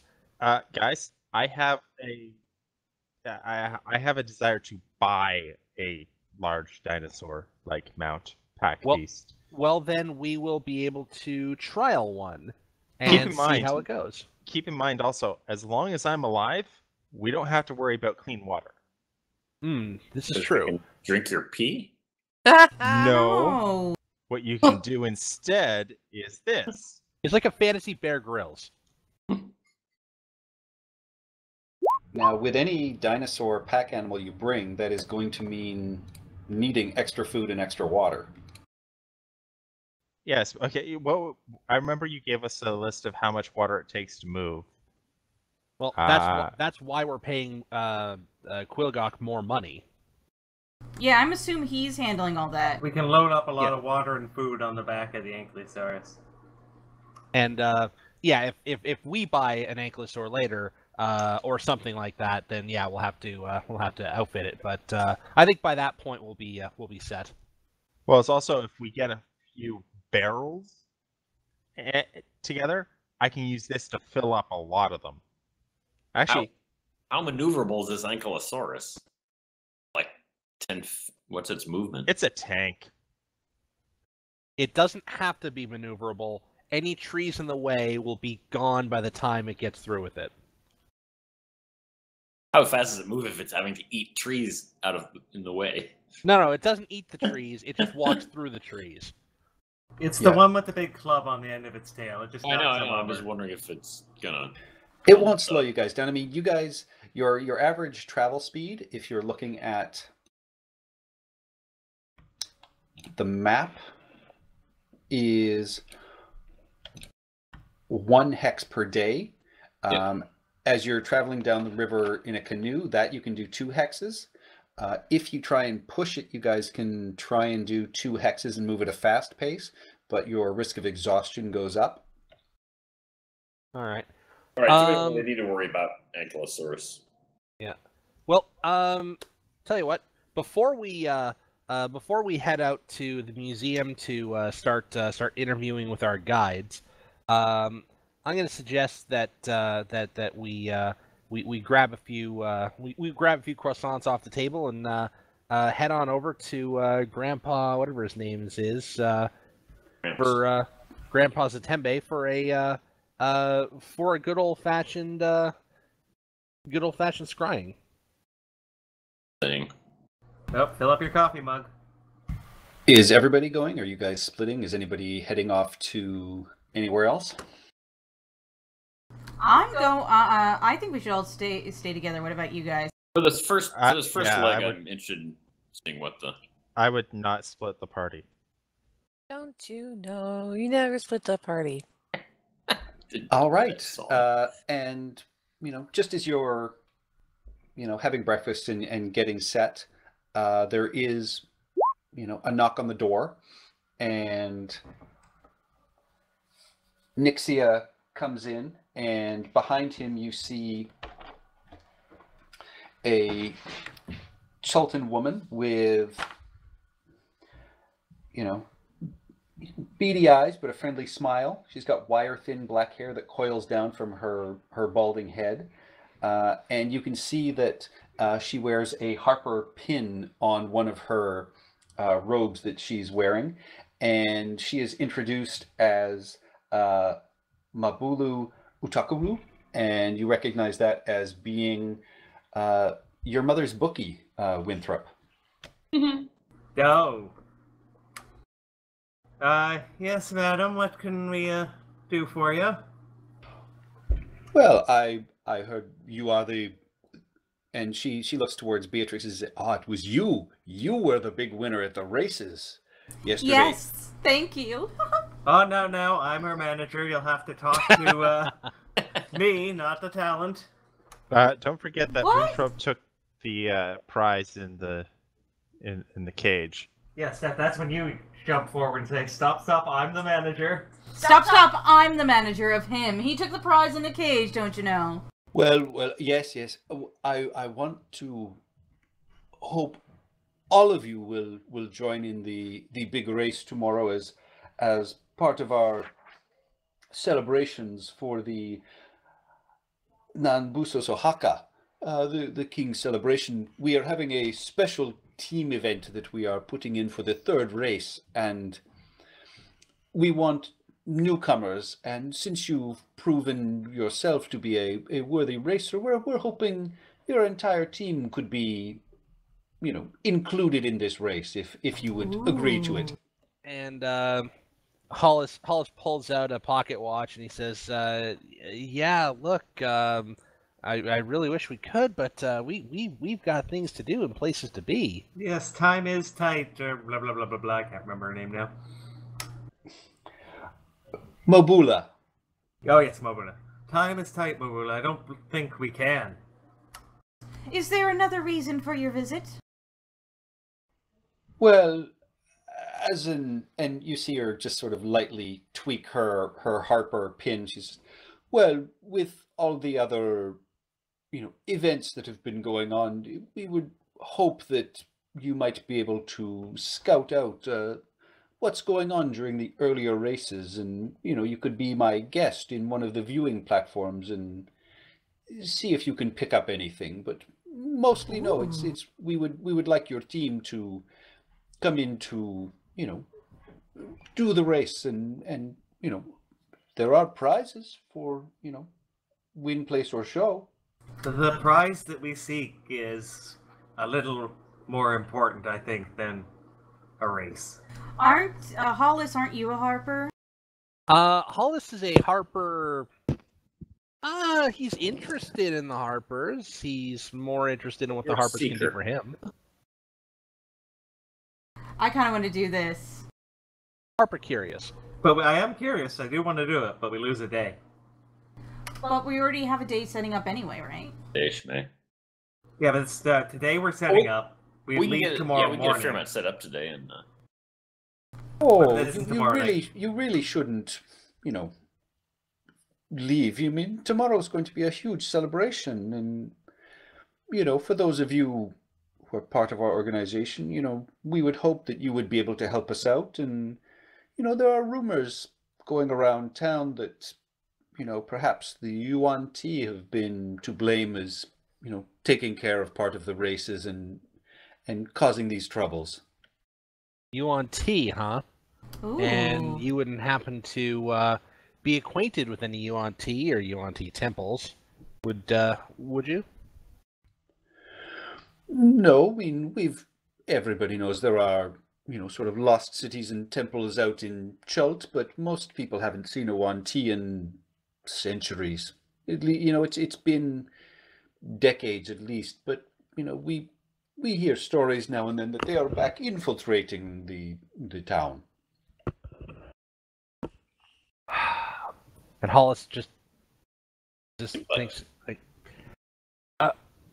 like we might be more use not actually in the race, but sort of observing what's going on in this. and all you want us Yeah. to do is just kind of sit up in your box as a guest and just kind of observe. When would you say this was? Oh, it's the first race is tomorrow morning at 9 bells. The third race you would hopefully take part in as a team would be going at about just after 1 in the bright sunshine. Walker raises her hand. I'm in. I'm in too. Me as And- well. And Hollis just like holds up his. I think we have to, Hollis. I wonder if Thorn. I wonder if it's possible for Thorn, rather than being on the team, sort of slink around stealthily and try to see what might be happening. Plus, we need 7 people on the team. Yeah, that was kind of Walker's plan too. Well, she really wants to ride a dinosaur, but she's also really sneaky, so Yeah. Thorn, dinosaurs, minosaur. So. Oh, and Walker also turns the big old Puss in Boots eyes on Hollis. She's doing the No, thing. no, don't look. Stamp your foot. Put your foot down. They're purring. Hollis We kinda must leave. Go. Weakly stamps his foot and he's like, Oh dear, please. I've never ever been to this. What did you call it? The King's Race? I thought you guys didn't have a king. Well, it's more to honor any of the historical kings. It's there's no one king that we're celebrating. It's and Warrington, your father just sort of pipes up. It's it's because they have the fake king in the harbor. They're just simply trying to come up with a celebration for to make them seem more important. What? Yes. And you see Mobula just kind of cock her head and smile. Oh, fine. I'll agree. But you leave my mother alone for a while. Oh, well, of course. She can come visit me still, I would hope. But, as far as I'm concerned, we are all paid up now, I believe. Hollis just kind of sighs and goes, Would Walker know that based on the slip she found last night? Walker, you'd have an idea that there may be some money owing. Uh-oh. I just kind of eye Winthrop. I don't say anything because I don't want him to get mad at me because I was poking around. Yeah, and I'll start tapping my feet at what's her face? The bookie. Mom? No, the bookie. Mabula, yeah. Mabula. Well, I would hope to see you at the gate tomorrow morning, and you can all be my guests. If that is not your, if that is not your cup of tea, that is fine. And Oh no, all we'll of be you there. have a We'll be wonderful- there.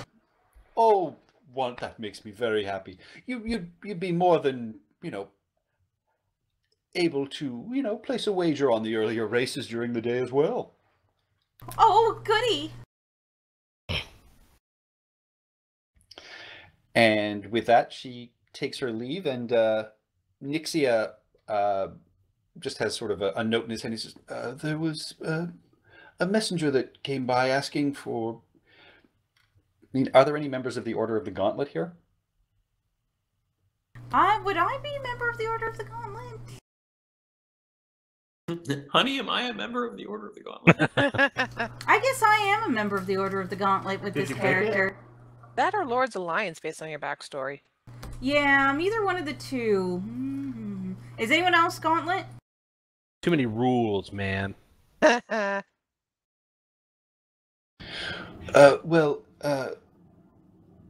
Master Alistair Bowl asks for you to visit him at his villa for... he seems he's a small favor to ask, but... Goodness. Longer we It's stay almost here. as if we have a ton of side quests to get us leveled up for the main mission. Seems like an idea. So say that one again. Who was that? That's Alistair Bowl has asked any members of the Order of the Gauntlet to report to his villa for a small, trivial task. You know what? Gauntlet sounds like her. I'm gonna say Order of the Gauntlet for me. Okay. Newly inducted. Well, I'll run through that really quickly. You head out, his villa is in the same square, just over here, and you meet him. He's a fairly heavy-set man who grumbles about the heat constantly, but he asks if you're attending the Haka tomorrow to place a bet on his favorite dinosaur, Mountain Thunder. He doesn't How much? plan to get out 5 gold. You know, be a good sap, 5 gold down, and bring me the ticket for a keepsake, and you can keep any of the winnings she's bound to bring in. He winks and then wipes the sweat from his creased brow and his second and third chins. In succession. So I'm probably gonna lose 5 gold, ain't I? You may. He gives you the gold. He just Sure, wants I'll the do ticket it. as a keepsake. There's That's some not fuckery going on. In any way at all. Not suspicious in the What? least. so. As we walk out the door, I'm gonna put my arm around my wife and go, "Honey, are you really gonna buy an alibi for that man?" Yes, dear. It's just the way things are done here, isn't it? No, I mean he could use that ticket to prove to someone that he was at the race. I know. Okay. Someone's gonna die today. I swear to God, if an iron coin ever ends up in the bed between us, we'd probably kill each other with blame. Ooh, you shouldn't say that in front of the DM. Yeah, don't give the DM ideas, man. But that'd be so much fun to do, so I want that to happen. Yeah. All right, so with that, you make your way to the center, and the Temple of Savras is a massive, massive structure. It's one of the oldest, grandest buildings in the city, and the tiled roof of this great dome resembles a giant, unblinking eye staring skyward. And you know that Savras as a deity is one that is used by usually wizards and fortune tellers, and unfailingly believes in speaking the truth regardless of whether the listeners want to hear it. And that even though with the spell plague has happened, and his dominion has been diminished on the mainland, he has been worshipped in Chult long since before that happened, and so his clergy is still very valued here. Okay, so we're getting the stone looked at? Yes, and you guys, as you enter into this temple, the air inside just feels very, very cool. It's very calm. You see there are some, benches laid out. There's a giant clear water pool in the center, and as you pass by, you can see at the far end a small area that is set aside, and that is where the head priests, generally would be. And as you're moving forward, you can see that there are 4 people who are, standing around talking. 3 of them you see are wearing, black leathers, very, well-appointed hair, sort of long and pulled back into ponytails. One of them has what appears to be a snake wrapped around their arm. And you see they are actively, trying to, ask something of this, elderly, dark-skinned man who's, wearing, fairly simple robes. And as you get closer, you can hear them saying, look, just take this ruby and, look for who we need. We need to find this. We need to have it happen. And, you can hear this man just saying, no, I want nothing to do with this. That is not the kind of thing that I want to take part in. Oh, okay. Do you want So we'll loosen swords and sheaths and such? Hold on. What? No, we're not slaughtering God. people already. No, I Wait. said loosen, just in case. And I was going to say hang back and eavesdrop. well, as these 3 sort of hear you come in, you can see the elder man look a little more pleased, and they quickly sort of put this very large fist-sized gem back in one of their pouches, and he just says, "Now, please, good day to you, sirs, but I must meet with my next appointment. I'm very glad you're here."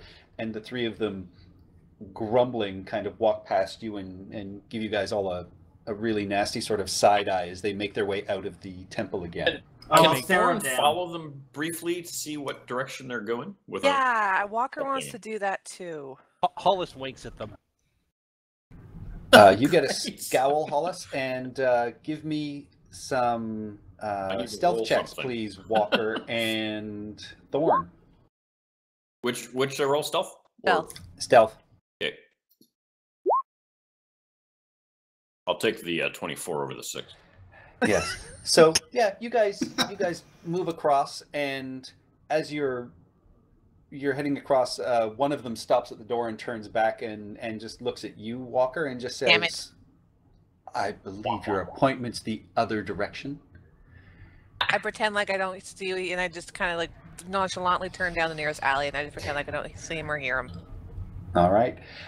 And so Thorn, from your perch, you can see that they are heading towards the bridge here and heading back down towards the golden temple that you see in the distance. Okay. Heading back down towards there. Yep. Okay. How far do you wish to follow them? Well, maybe I'll follow them. Okay. They head past the temple, back down this walkway, and head out into the market down to here, and at which point they head into the sort of crowded market itself, and you can see them meet up with a 4th figure. But from this distance you can't pick out what they're saying, but they clearly don't appear happy that their request was unfilled, and the 4 of them then move out and head back towards the center of town down that way. Okay, so they don't... where they met up in the main market there wasn't associated with any particular stall. It just happened to be a meeting place. That is correct. Very, very much out in the open. Okay, maybe I got a good enough look at them or their dress or something that if I might recognize them if I saw them again. Oh, sure. Yeah, they're in very distinctive black, leather armor and very clearly members of the Zentarum. Kinda hot to be wearing that kind of armor around these parts. Very hot. So while Thorn was following them, Walker just kind of skulks back to the group, all dejected. You know, her ears are all droopy. Dragging your tail. Dragging my tail. Oh, Walker, and I'm gonna pet you. Don't worry. That's not racist, right? It's a little condescending. You know what? Walker doesn't care. She's so bad because she's not very dexy, and she knows it. Hey, don't worry, kitty cat. You catch him next time. And It's called a hangover. Scritches? You like Thorn will make Scritches? his way back. I assume that took about 15 minutes. He'll make his way back to that original temple, though not in a hurried way. All right, and so those of you at the temple, the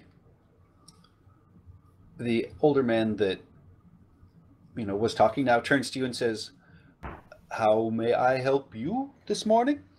well, we heard that you're the kind of guy who, for someone who approaches you a little bit more politely than others might have done so a few minutes ago.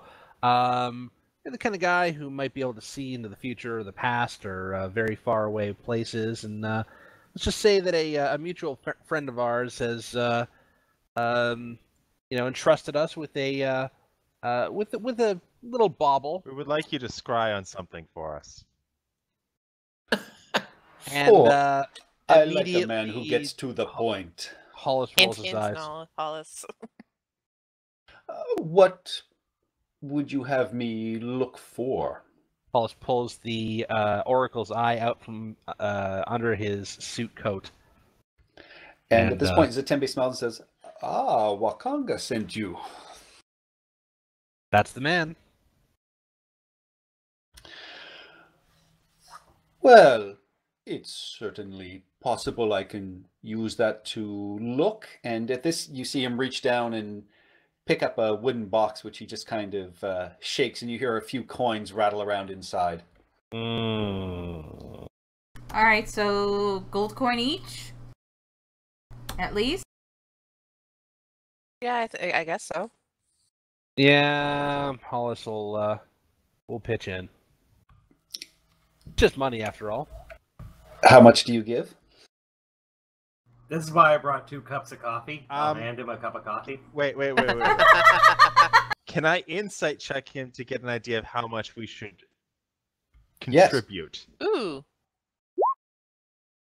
Hey. You think 25 gold would probably get the job done? Each? No, in total. Okay. All right, 7 of us. That means we kick in 4. 4. We'll have over. Yeah. Well, there's only 6 of you there right now. Oh yeah, that's right. So Thorn's getting out of paying. And I'm trying to give him coffee. That worked out well, didn't it? Thorn always goes to the bathroom when the check comes. Yeah. brilliant. Okay. He accepts the coffee I have to go graciously. find some of my litter box. Oh yeah, I hand him a croissant too.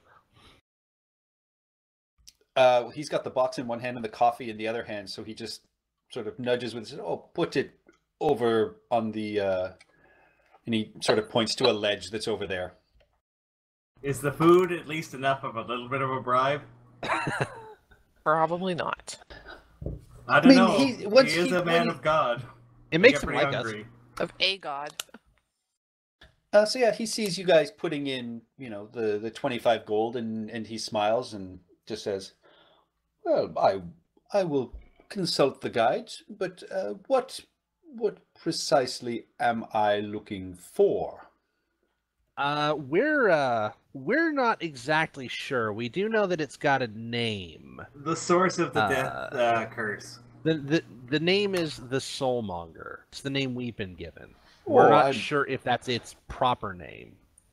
Do you really think the death curse has something to do with Chult? I'm a little skeptical of that.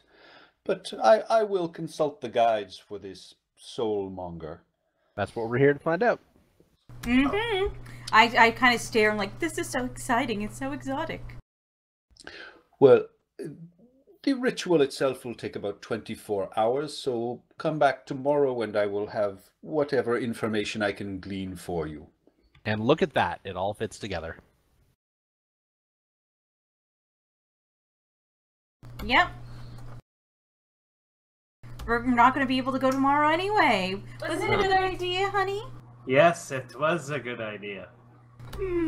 I can say- hear Winthrop rolling his eyes. Say, enjoy the breakfast, old man, and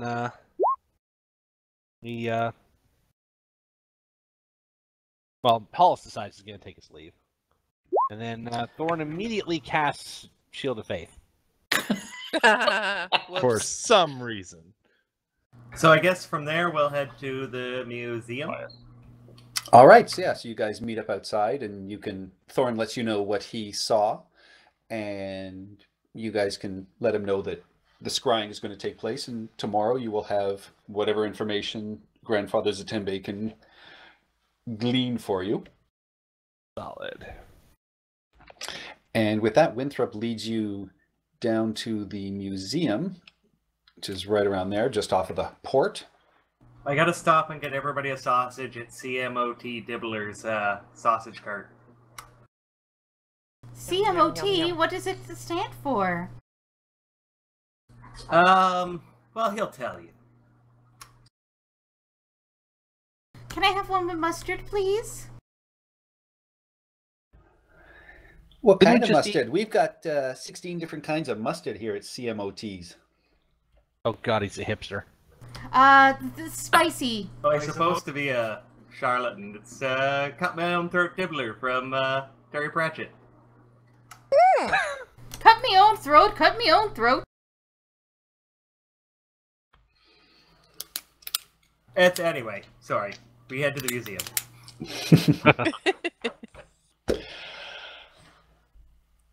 You wander in through the side doors where, most of the administration is, making your way, through the hallways, and Certain party members can't go through the front door. perhaps, but you come into one of the main administrative offices, and, there are a few people scurrying around, but, behind one of the desks with some spectacles, sort of sitting down over his nose, you see an older gnome that you recognize as Rantoba Marzo, who is one of the main administrators of the museum and, in charge of procurement and things like that. And he looks up and looks, and just, you see a pained smile cross his face, and he's just, "Oh, Master Winthrop, I heard you were back in town. What was his Welcome." name again? Rantoba. Rantoba. This isn't like last time. Now we have an opportunity here, and I need your help. And it's nothing like last time or the time before that.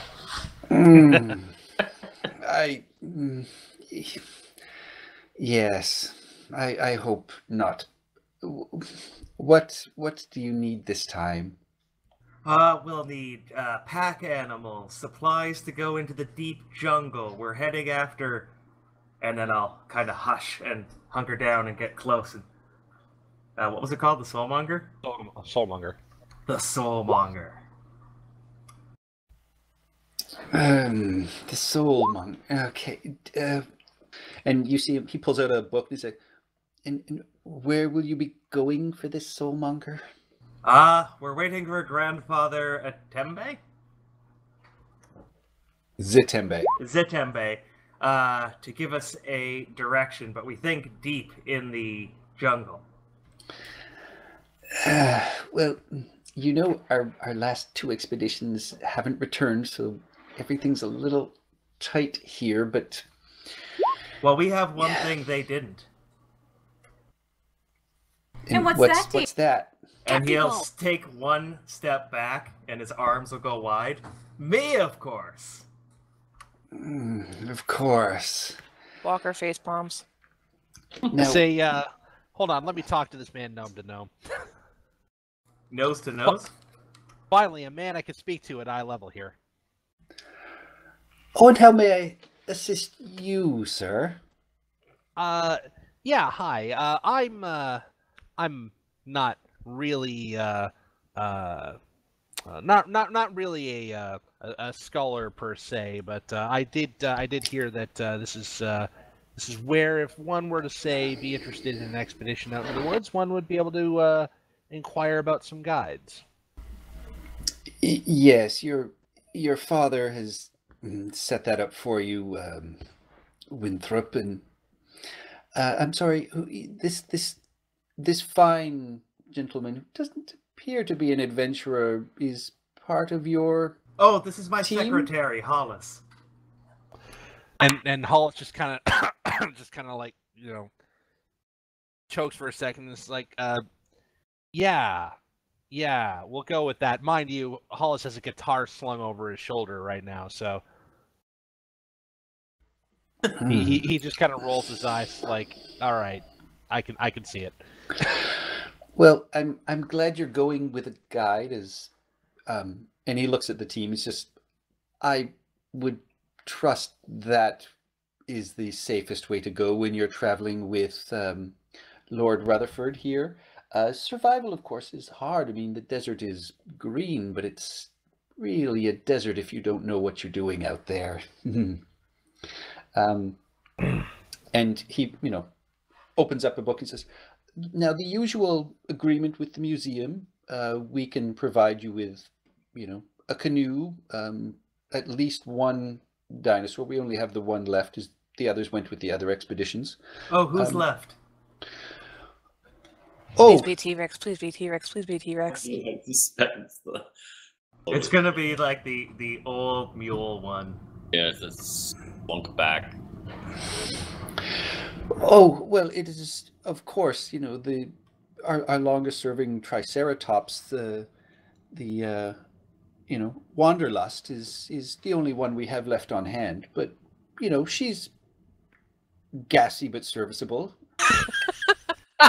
Do you remember Wanderlust? Is it your favorite? Was it the one you rode as a child? Why not? Yes. Oh, Wanderlust still do us fine.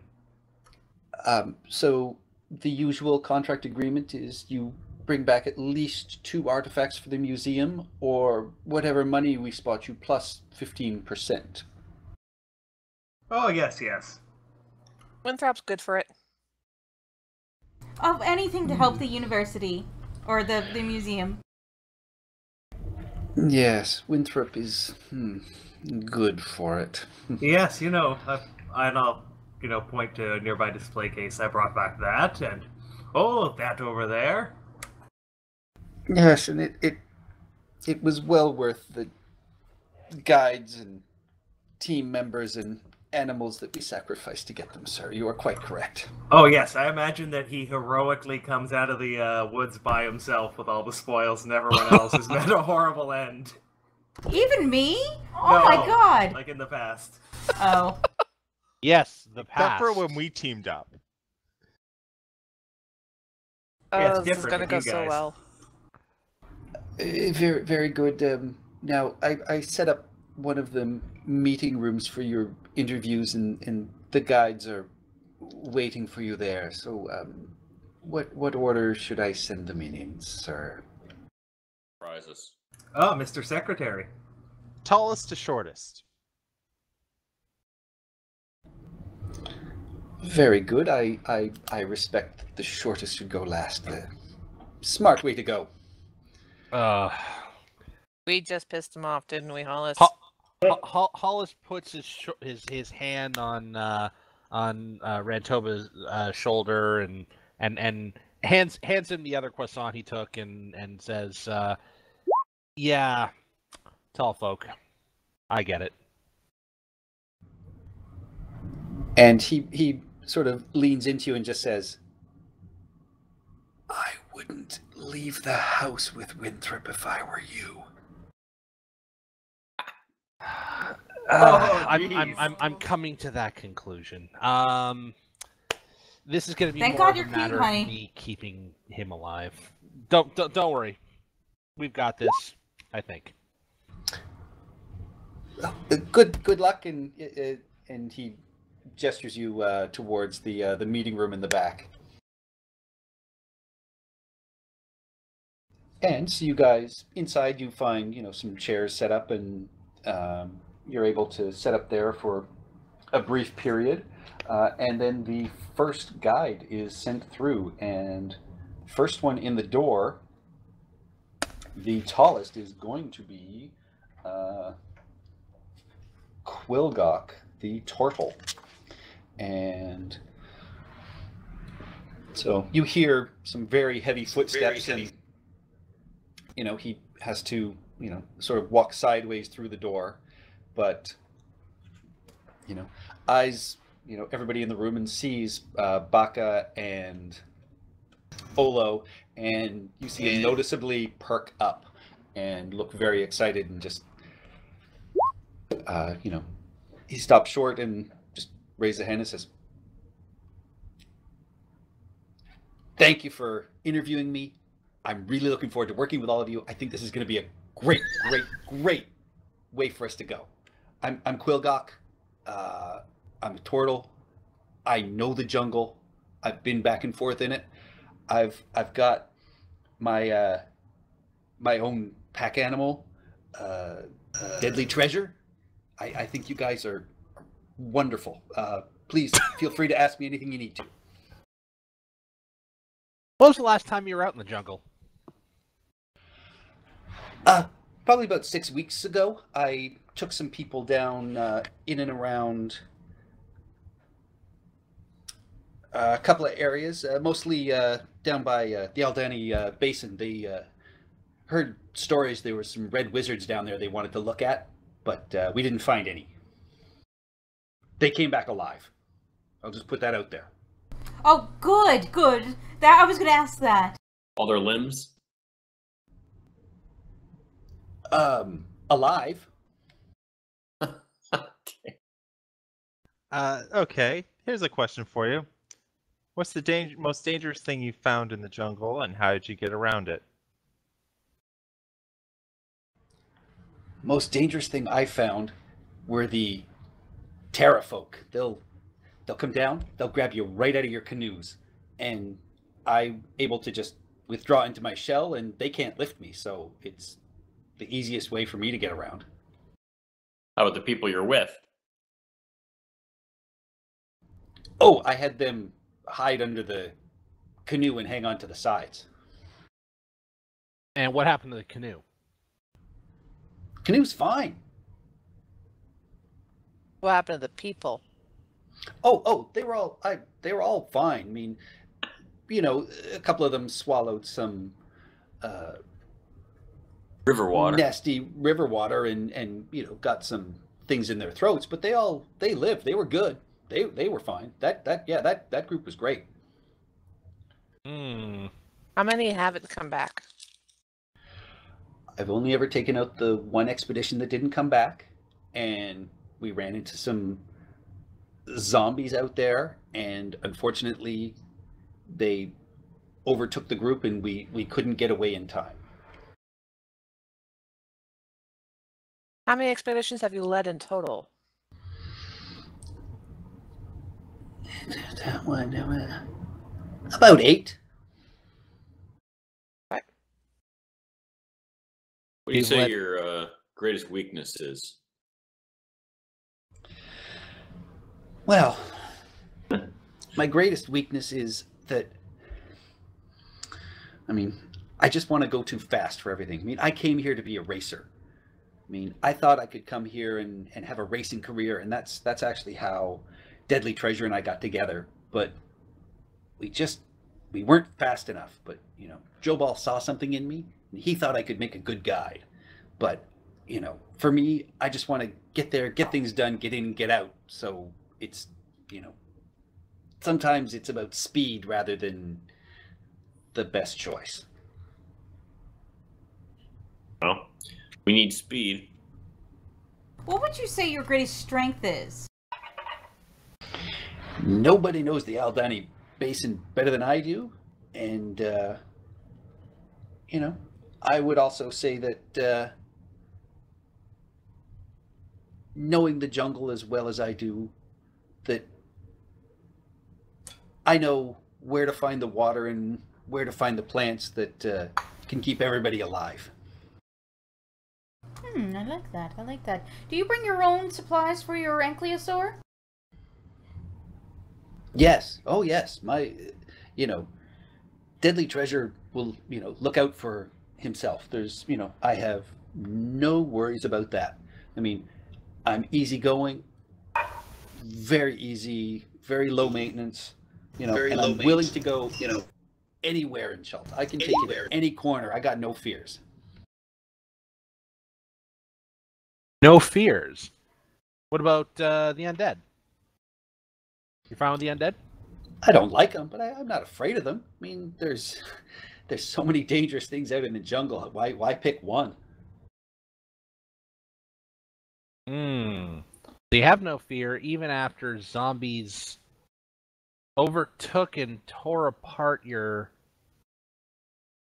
that one tour group of yours. How Interesting. did you survive?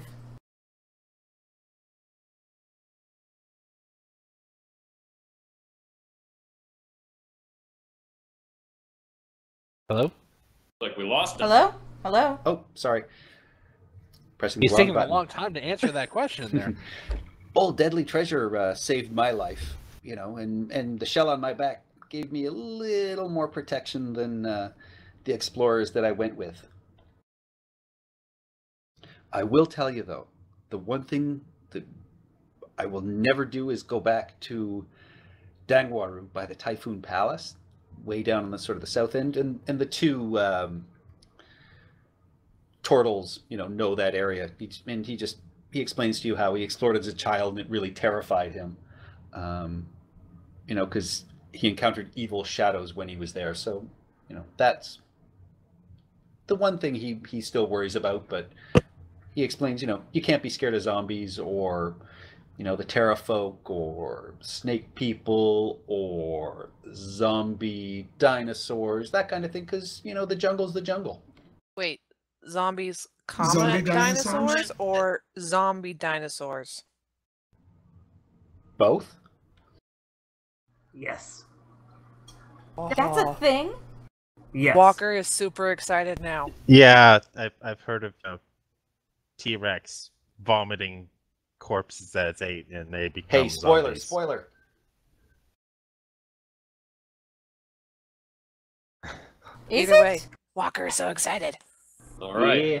So that's the turtle guide. What was his name again? Quillgok. Hold on. I'll wait outside. Let me know what you think. You'll hear from us at the end of the day either way. Great. Thank you for your time. And he turns himself sideways and shuffles through the door. And you can hear him, if he could whistle, he'd be whistling as he sort of clomps away. Good thing he can't whistle.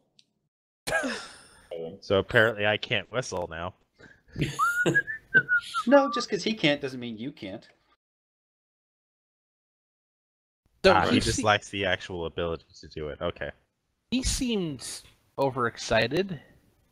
Yeah, he's certainly happy. Eager. If he's like that in the morning. Not a bad track record, though. True. 1 out of 8. Or 7 out of 8. That's not bad, I guess. Well, yeah, he's not. I mean, he's not a bodyguard, but I like to think that he can guide you away from danger to some degree. But who knows? We don't know the place, so we don't know if that's a good record or not. Well, we'll find out soon enough. Well, that's Yep. why I'm asking my husband who lives here. What's that? That success rate, is it good? Oh, above excellent. No one insight checked him, did they? He came back. Yeah, but the rest Not of one his of team you. didn't. Yeah, that happens sometimes. Has it happened to you? How many Couple times times. has that happened with you? He'll pull out one hand and start counting fingers, and when he gets to the 5th finger, he'll bring up the other hand, and that doesn't matter. Yeah, let's talk ratios here, Winthrop. I always came back with treasure. Yeah, that's not the what I point. asked.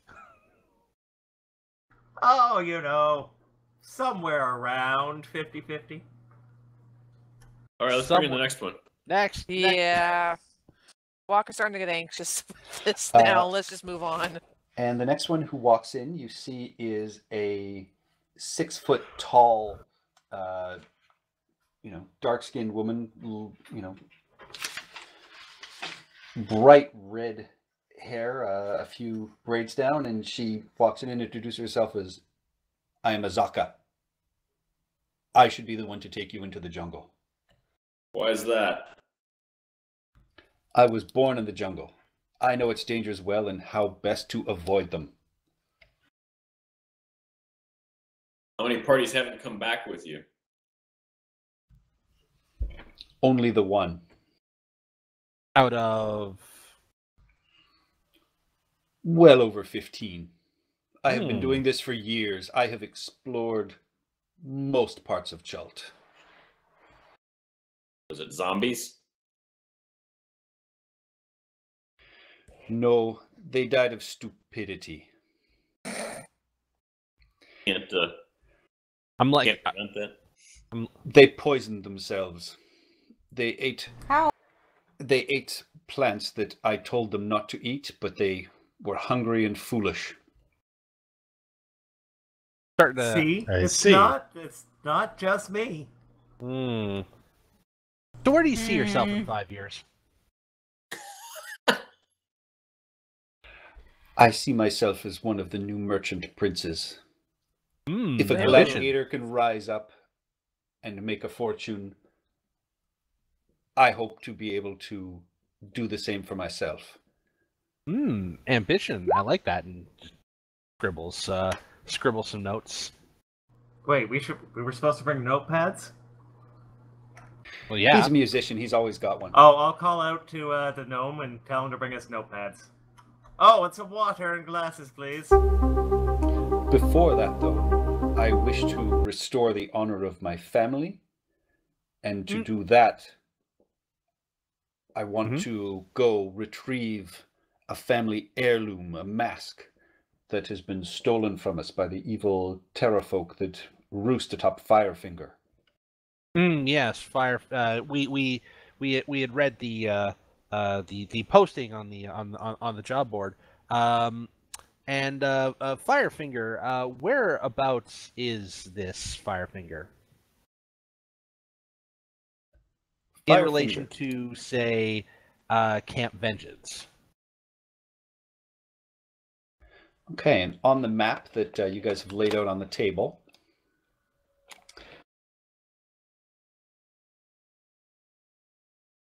she looks down and she's like, She says, oh, Camp Vengeance is there. Yes. And she says, oh no, Firefinger is over here. You know, you want to go down the river Tariki to get to Firefinger. Very far away from Camp Vengeance. But we also want to get to Camp Vengeance. Why would you ever go there? There are fools there. Yeah, why are we going there? I don't remember why we're going there. I thought we were going there. You have it circled. I am very good. Can we get like a map with all like the information we found and all like the side quests? If memory serves, this point here was the one with the shield guardian. Yes, that's it. Curious-able, I forget what was over there. That's where the Arakokra are that Winthrop's father suggested you go there to get the ritual to learn to fly. So that's actually not bad because if we go to Firefinger here, then perhaps we can get Azaka to help us get down to Pure Trouble. That's not all the way back to here. It's kind of sort of on the way. Given how much unknown there is here, I kind of like the idea of heading down centrally and being in a better situated for being able to use new knowledge. Yeah, no, I agree. What are you searching for in the jungle? Well, we're not sure. We'll have a direction soon, but we're looking for some let's just call it bad mojo. We'll know it when we find it. There is much evil in the jungle for sure. Yeah, we're looking for You some know very my big price. people. Mhm. I will take you to Firefinger if you agree to help me for free. We'll consider it. We'll certainly consider it. I mean, we are here to make friends after all. Mm-hmm. And saving people is our goal. Saving people, hunting things, family business. Exactly. Well, saving artifacts. Well, if you have other questions and unknown things, I can also take you to Oralunga, where there is a great seer there that may be able to help you answer your questions. Where's Oralunga? Oralunga is over on the western coast. It is down past Camp Vengeance. She points it out as somewhere around there. She's like, it's not precisely clear on a map, but yeah, I think it's over there. Well, we can make that decision later. Mm-hmm. We want to avoid covering every single. Yeah. Well, let me know. I think you'll make the right choice. And with that, she gets up and walks out on her own. All right. Oh, I had a question. What do you consider your biggest professional achievement? She just keeps walking. Right. Okay. How do you describe your leadership style? I see you as well have a list of top interview questions up in your browser. Yes, I do. Okay. And I say, Rentoba, please send in the next guide. Thank you very much. All right, and the next one coming in has an orange headband and feathers, decorating her hair, and she stops and bows and just says, "Good morning. I am Eku. How may I assist you?" Good morning, Eku. We're looking for a guide that will possibly take us to one of several places, and I would just like to get to know you a little bit better and perhaps ask you a few questions. Of course. May I ask where you wish to go on your trip? We don't know yet. We'll have a rough direction tomorrow.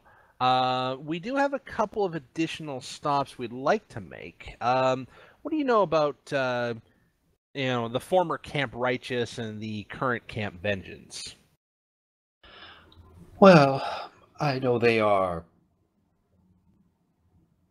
trying their best. They came here hoping to, tame the jungle in some ways and to remove some of the undead, which I am all for, but they are woefully unprepared for the job.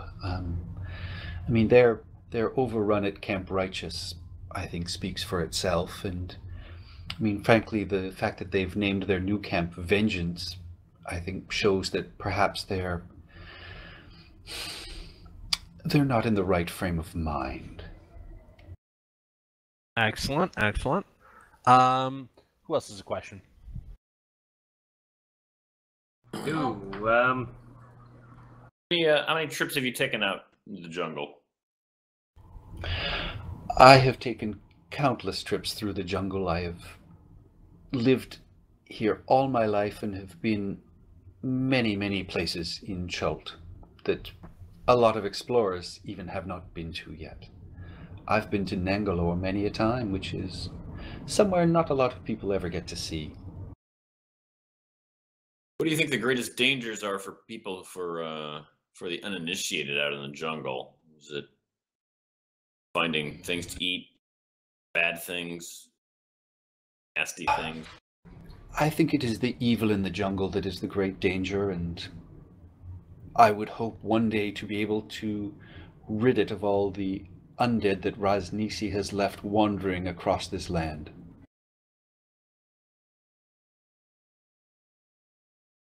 Okay. How many expeditions have you led into the jungle in your career?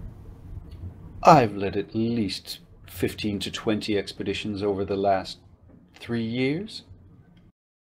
Wow, those are quick expeditions. When you know where you're going, it doesn't take terribly long. Excellent. I know this is a sensitive question, but how many of these expeditions came to less than noble ends? 2 of them did.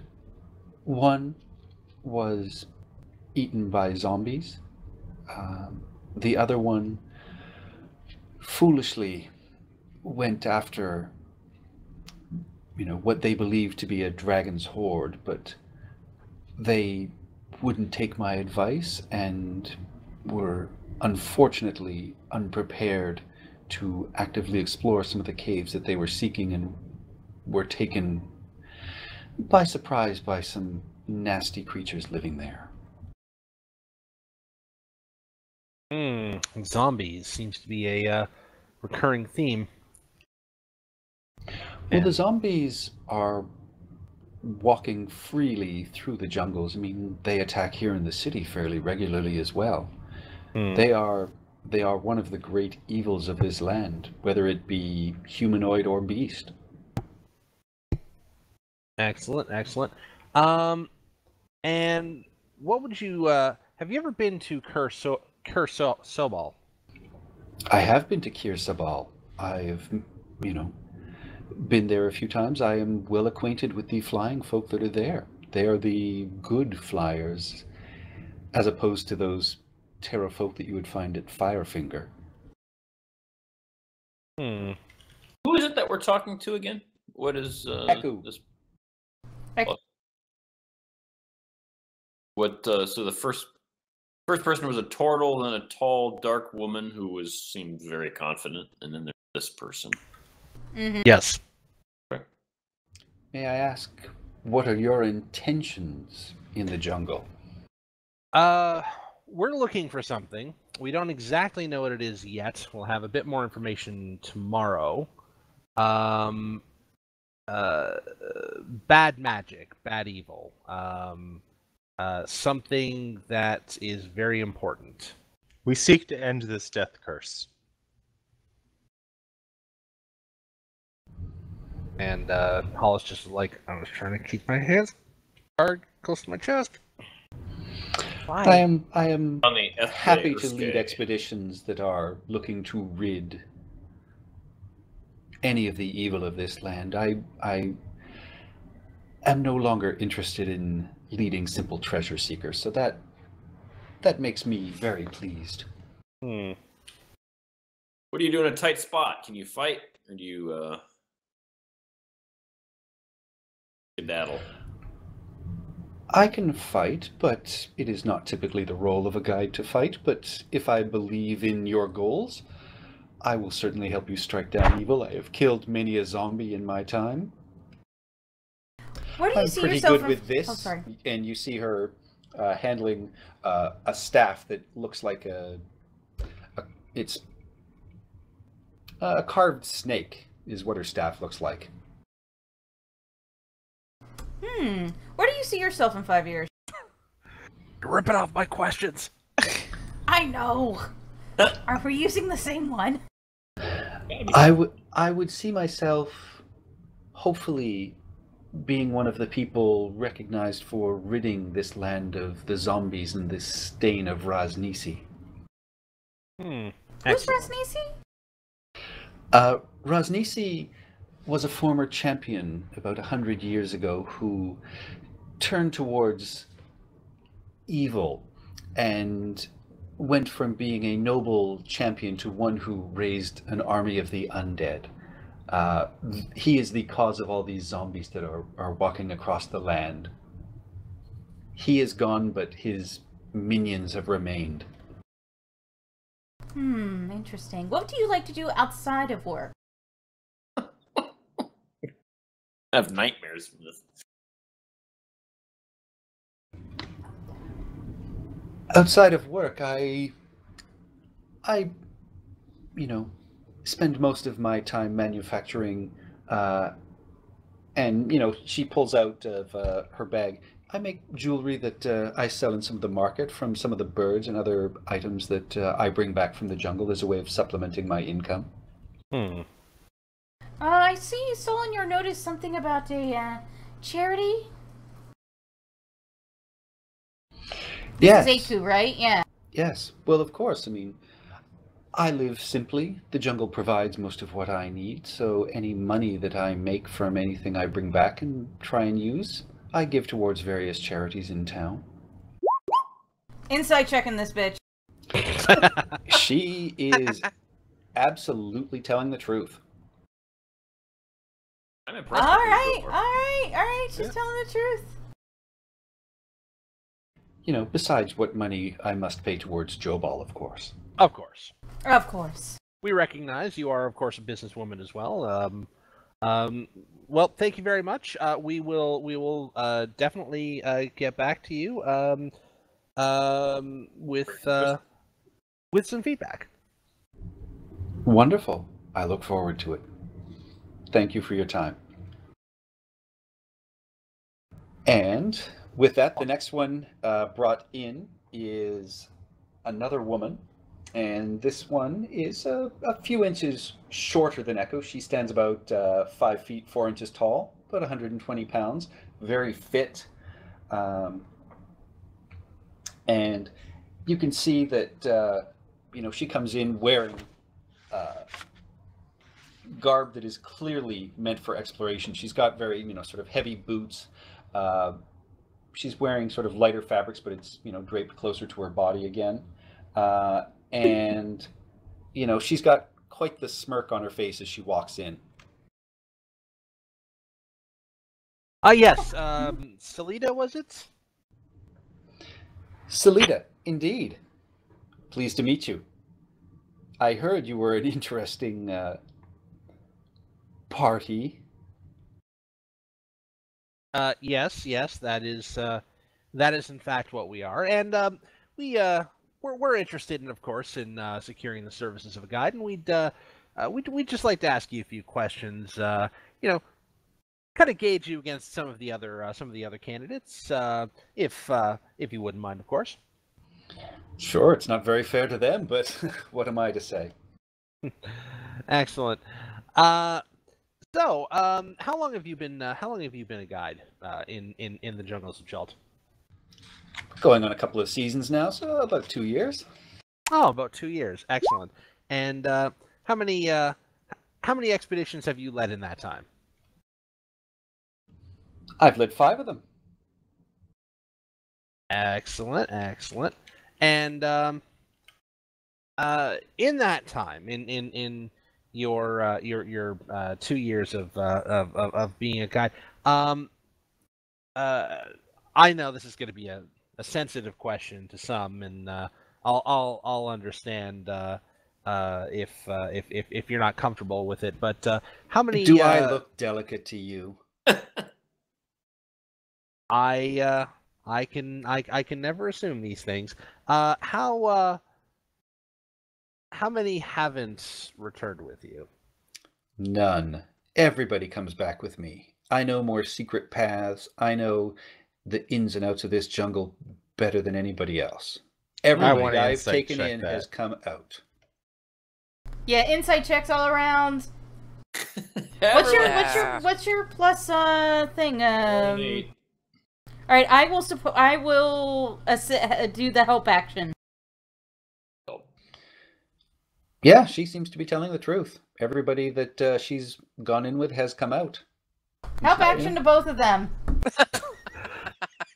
We don't Walker believe Bow's you. really interested in her hands. I mean, you can ask Jopal. He'll tell you. So you've only been doing this for 2 years. So five expeditions, 2 years. So like 4 months, couple months in, couple months out. Have you how much of Chult have you covered in 2 years? Oh, I've covered most of the mainland. I know my way, you know, nowhere that I've mapped, but I've made it all the way down to the Sky Lizard Mountains. Sky Lizard Mountains. That's East. yeah, it's southeast there. That and how far west have you been?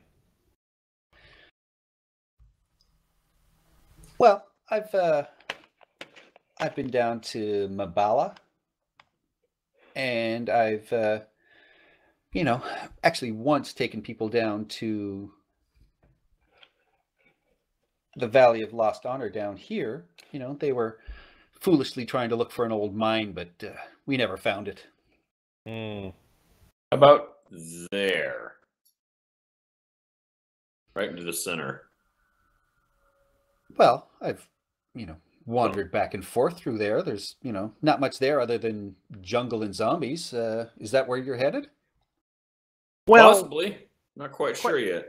yeah, we'll be getting possibly clearer directions tomorrow. What were you doing? The only before... things there are the Heart of Oaktow. What's the Heart of Oaktown? Oh, it's a giant stone structure. It looks kind of like a heart. People, you know, people say it's the heart of the former god who, you know, left Chult to its own devices.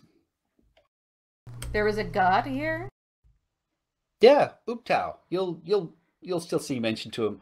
Stories say that he got tired of having his people fight and argue amongst themselves, so he just left them be. I see. I mean, even gods have I'm sure the patience limits. museum probably has, you know, something here to tell you about it if you want to, you know, take a look through the museum. Well, I'm sure. I'm sure that would be you know an interesting thread to pull on in our current quest. What were you doing before your career as a guide? I was a child? I see. Oh, so you're really young, aren't you? Yeah, I'm young, but I know my way through the jungle and through these lands. Don't let age fool you.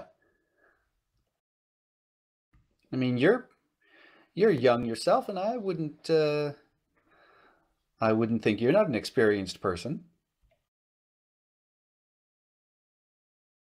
No, I didn't mean it to be an insult. What do you consider to be your biggest personal achievement or professional achievement? Oh, I think my biggest personal achievement is the fact that my record speaks for itself. I don't lose people in the jungle. Interesting. Excellent. And what would you consider your greatest weakness?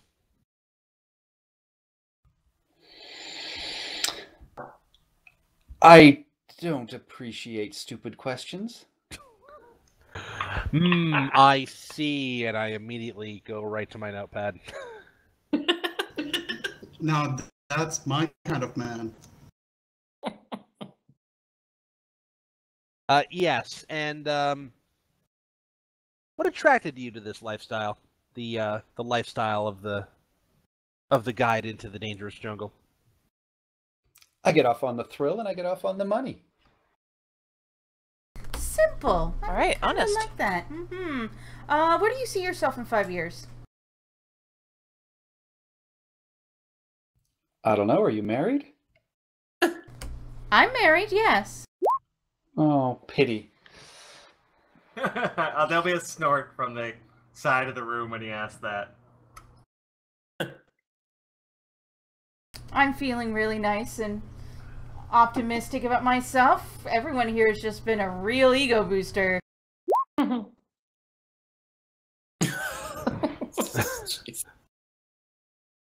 Yes, I'm sorry. Ignore the turtle in the corner. He's got his specialties. How high can you throw that in the air and catch it, Olo? Oh my god. I don't know. Can you stand right in front of me? I can Anyways, count from here. moving on. Moving on. Have you ever been down towards? Well, I mean, everybody warns us away from it, but have you ever been down towards Camp Vengeance? Yeah, I've visited those tin pot dictators. What do you need to know about them? Well, mostly just the best ways around them. Really, I mean, that's kind of what we're mostly interested in that regard. We've got a few potential spots. How'd you say? How quickly could you get us down to? I don't know. Let's just pick another. How quickly could you get us down to Kirsabal,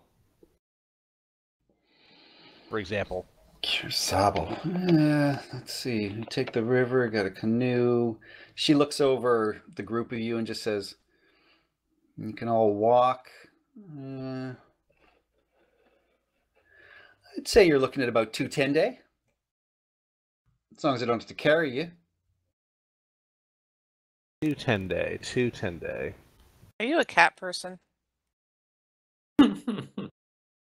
Wolf. She Been gives in a you Turkish an prison. R-rated answer. What?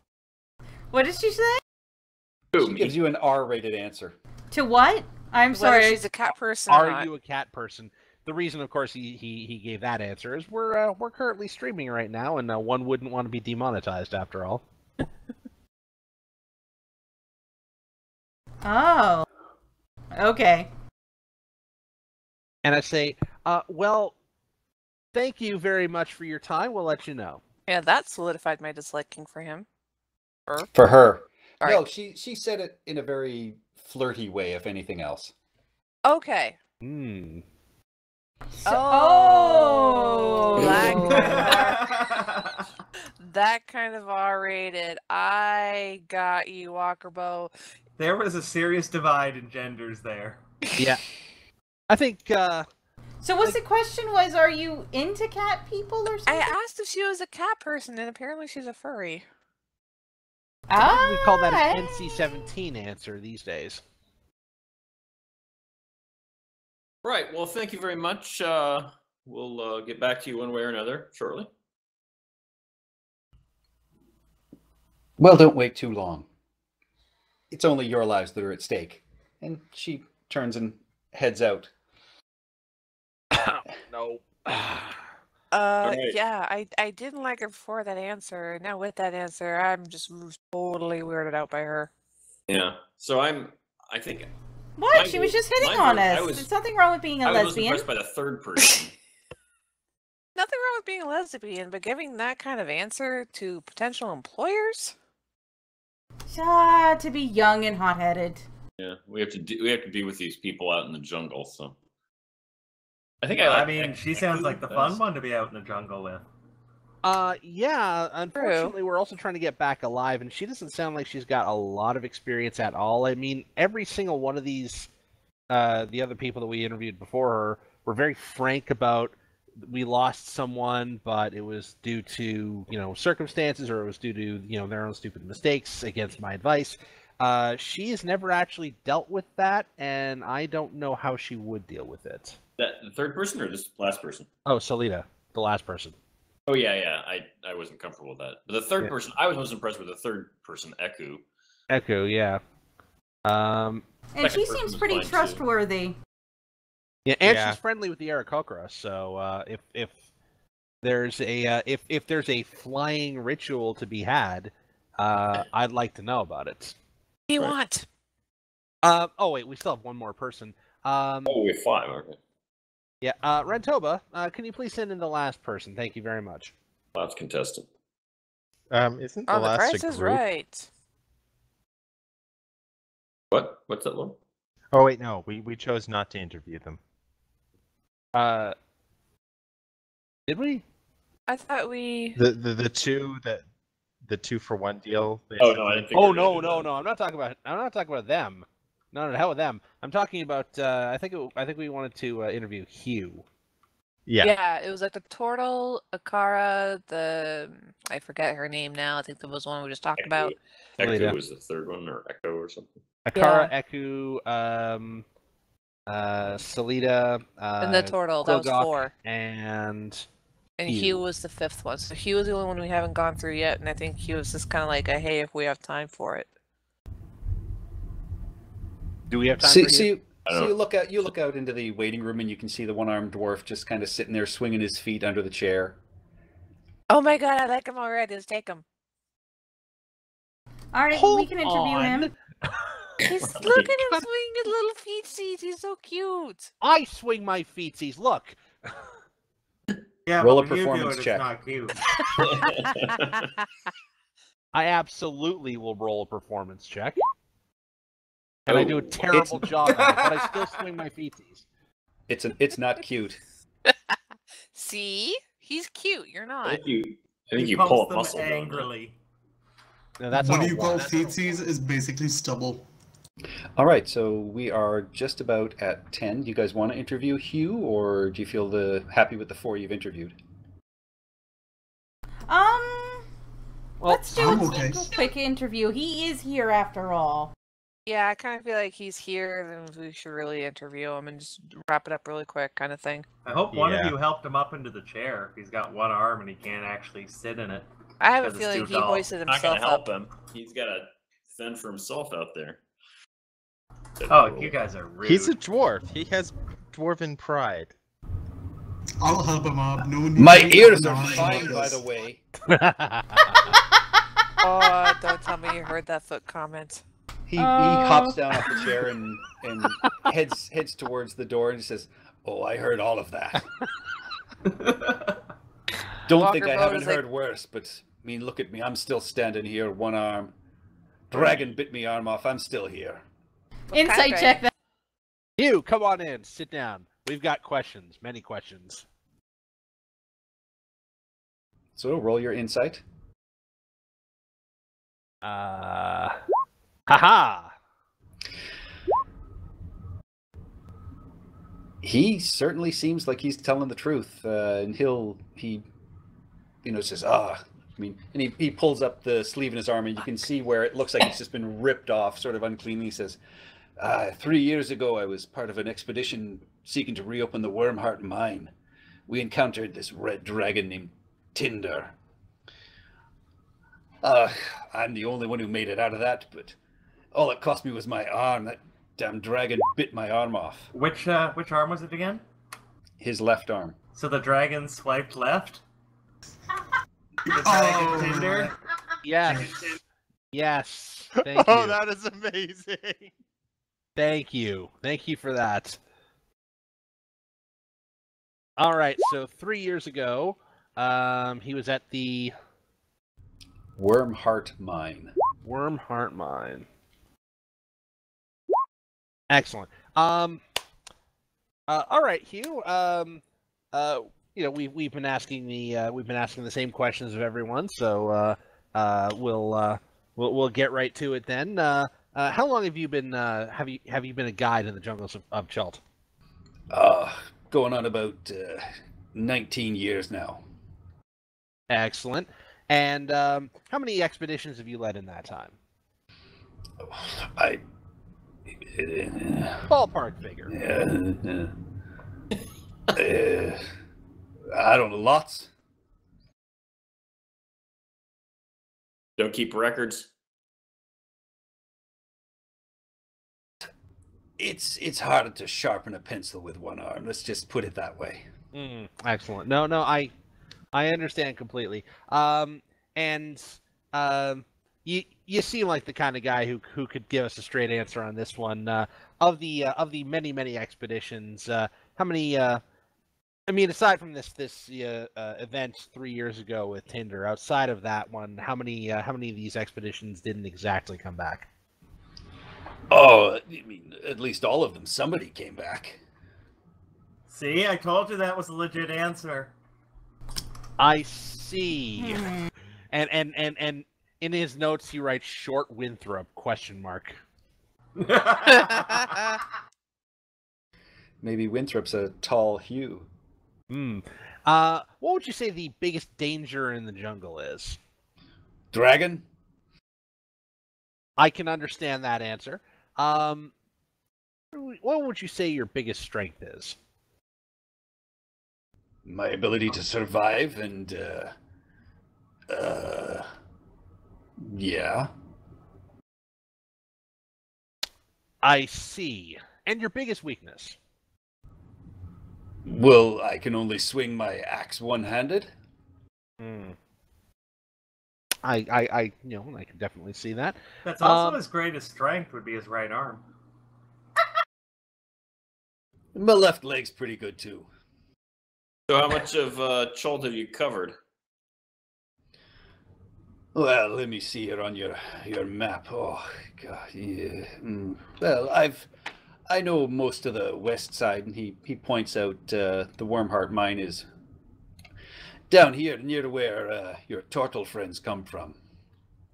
Yes, near Shiku Bay and the Cauldron and Jahaka Bay and stuff. Yes. How far east have you been? Oh, I've made it down by Firefinger. That's probably the furthest east I've been. Okay, so you'd say that you'd be an expert on the western half of Chult then. I know that like the back of my hand. Would this be your left or your right hand? Oh, well, my right hand. I'm more than happy to take you anywhere across Chult, though. I like the shell on that one. Excellent. Well, Hugh, it's been an absolute delight. I think that we will retire to a conference room and come up with a decision. But thank you very much for coming out. Wait, did anybody else have any other questions? No, that's about it. All right. Well, yeah, have yourselves a great day and take in the races tomorrow. It's supposed to be a good one. Oh, we'll be there. You may recognize me. Yeah, I heard Mountain Thunder's good for a win. Someone's getting airs pretty quick. That old standby. Well, good luck. I think it's on its last legs. Literally, it'll be sent out to pasture soon, and they'll make more money on its heirs than I think anything else. The glue factory. Not for that one. I think it's gonna have a hell of a time siring some offspring first. Yeah, he's putting it out to stud. Stud farm. The life of a thoroughbred racing dinosaur. All right, Hugh, thank you very much for coming out. I see ya. All right. All right, and so I wait until Hugh gets well out of earshot before I make the comment. He doesn't seem very smart. I liked him. He's delightful. This is true. It just he doesn't quite have the experience that. Yeah, he was better at dangling his legs than you. This is true, but I think the jungle heat might have taken might have taken a couple of feet off of his arm span and a few brain cells out of his head. If he's been doing it for 20 years. All yeah, right, it's been out of the let's longest. vote. Hune.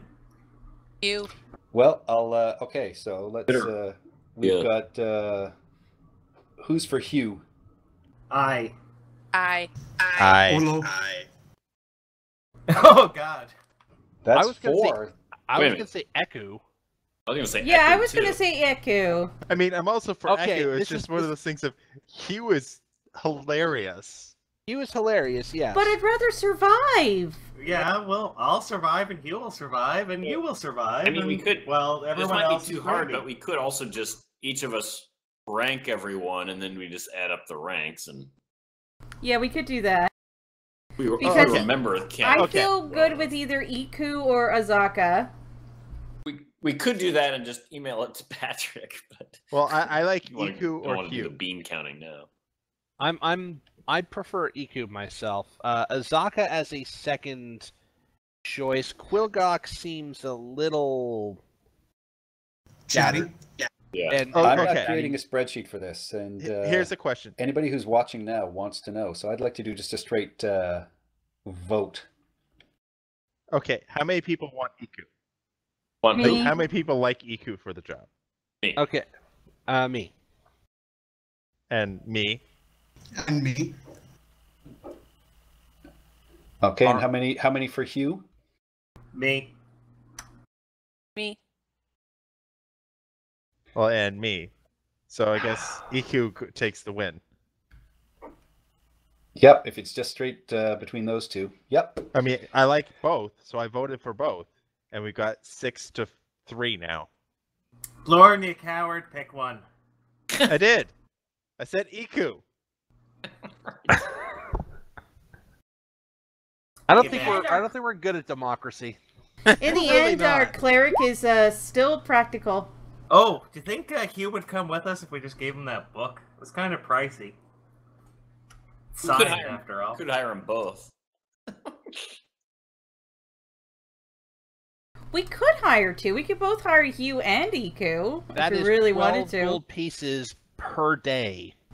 How much money sorry, is that? 10 gold pieces per day. Yeah, We we- can- we With 30 got days that. up front. I have if you- 23, I think. Or something. Yeah, if you guys had the same, yeah, like it's gonna cost us for 30 days up front. That's 300 Oh, gold. Manitoba, what's our budget this year?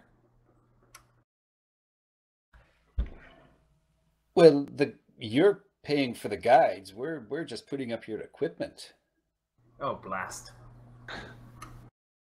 They know you too well, honey. Looks like we're gonna have to raise some scratch then. If we do want both of them.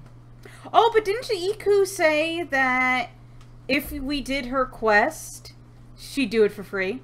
Yes, absolutely. At least up to that point. Yeah. So then let's No, take her that's and Hugh. Azaka. That's Azaka. Yeah. Oh, wow. That's a Excellent, Gazaka. Mike. Oh, then I like Azaka.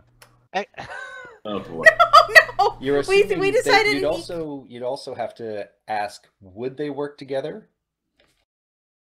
Oh The shit! problem is if they disagree about something, we're stuck. Unless we hire 3. Okay, you're making it worse.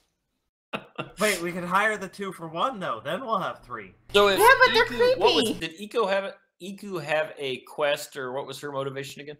She just likes to vanquish evil. All right. Yeah, that's why I like her. And she's also friendly with the Aarakocra, which is another reason I wanted to vote for her, Yeah. because flight. And also, she was honest because I passed that insight check with her Right, that's right. All right. Well, I'm with I'm like still flying happy with it. colors. All Yeah, right, we so it picked the sounds 2 like- we liked that didn't have the side story to get them to work for free. Well, I mean, the problem is once we satisfy their side story, are they really going to be motivated to help us out into the jungle and so on? Well, they Well, might be that- grateful for yeah. us then. Yeah, I'm not sure about. We want to rely on their gratitude. Running short of money, but Yeah, you know what? I think. Yeah, no, I'm gonna stick with Eku. I like Eku. She Eku seems it nice, is. and I have no idea what she'll be doing in a fight. But yes, All right, we have made our decision. Now we need to Okay. find out how to pay them. So, Yes. yeah, it'll be 150 gold up front. I mean, you guys know you can go bet on the races tomorrow as a way of raising money. I've got 59 gold pieces on me. So I have 178. oh well. I shit. have 45. I have 35. So Okay, we wait. have You enough said us already. 150? I know. Let's do double or nothing on the races and see what happens. No, That's always a Wait, you said it was brilliant. 150. That is her cost up front, yes. And we'll You know, probably and be you bringing guys back still have- bags of fun stuff with us. You guys, Does everyone have 21 gold? Yes. Yes. Yes. Yes. All right. Damn it, I bought that book. You don't have 21 gold. Oh, if I take it out of that big fund of equipment, then I do. Because I put 'Cause 100 75 gold into Yeah. our random equipment stash. Because 150 7 ways is 21.4285714. I have 19 gold. All right, we can spot you too. Yeah, so that would mean that 3 of us pay 22. I think we can do it. Everyone else pays 21 except for Winthrop, and we paid for them. Yeah, Okay. I think we Yeah. can do Well, it. looks like we got our guide. But aren't we taking the free one? No, we got confused. Oh. Eco isn't the free one if you do her quest.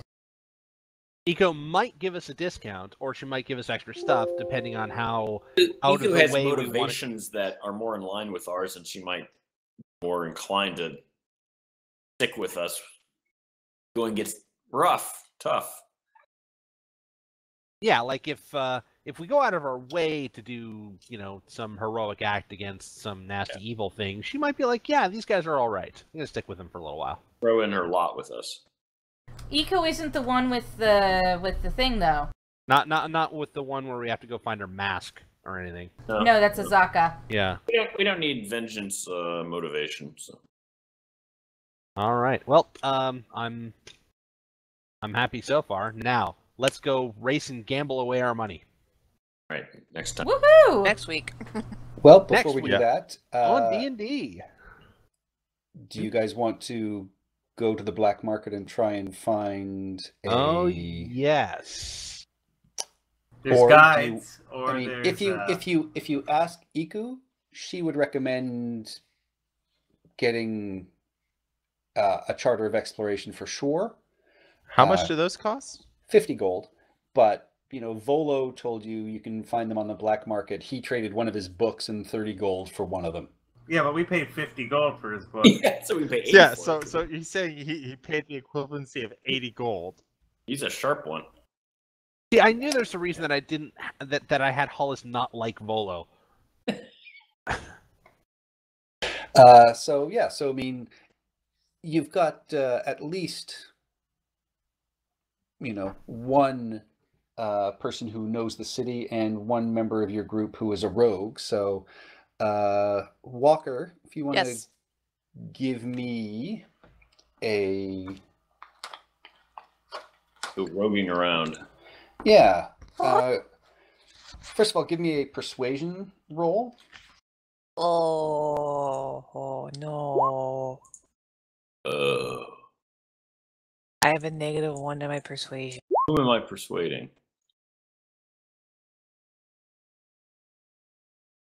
Fast.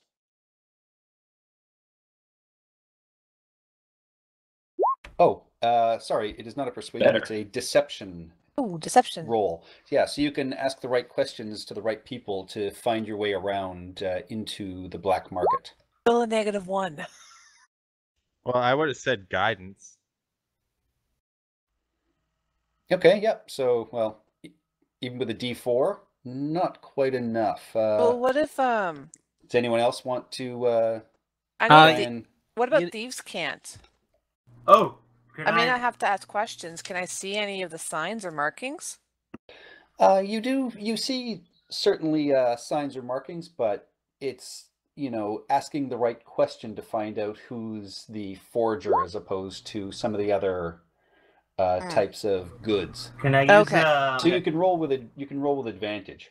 Can I use my history check to see if I remember where I picked up my leafy green? Yeah, well, you'd know that you've got to go down into... It was a the- drug joke because it's the black market. Yes. Uh, You've got to go down into the Mallar's throat, so anywhere down in here is where the main black market is. And this area of town, you can see... Patrick, let me interrupt you right there. We're looking at the overworld map. Yeah. Where is here? Yeah, we're looking at the map of Chult, not There we go. corpse. Sorry, was zipping ahead. So you guys are in the Mallar's throat area down here. And you can see this part of town is crisscrossed with different types of rope bridges. There are some old ziggurats. It's definitely a much poorer and worse for wear area. But you can definitely see sort of scratched into other areas. And to ask for pockmark Poe. So using that and using the Thieves' Cant, you can give me another deception check, Walker, but with advantage. And guidance. Okay. Guidance in your. There you are. So deception with guidance. Guidance is a D4. Yep. So before you know the answer to this, or just roll your d4.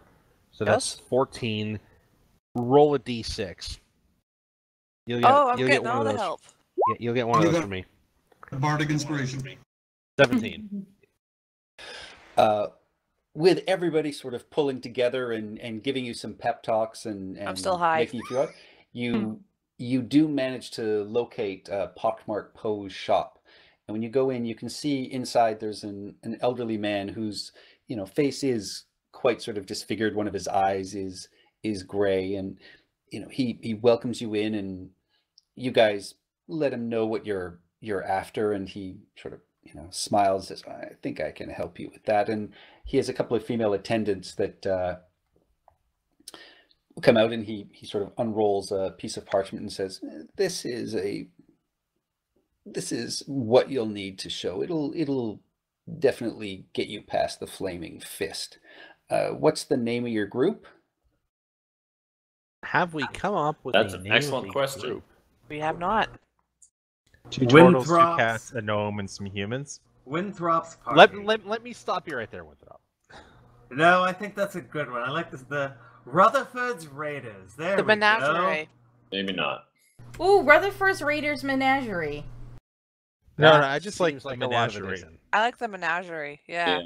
All right, the menagerie, yeah. I mean, we love Winthrop. But we love sound like some sort of circus. Winthrop. We Exactly. love you, but your ego does not need to grow any bigger. Okay. Hey, you do have a performer amongst you. There we go. My point stands. And an I Supposedly. don't need any more ego in this group. Oh, I don't know. I think Rutherford's Raiders, but fine. Maybe put that How in about we brackets. just go shell shock? Well, that sounds like some sort of disease you get with your aquarium fish. Oh, All right, with that, he has one of his female assistants write in the name the menagerie on the line, and he rolls it up and says, "Now, that'll be 45 gold, please."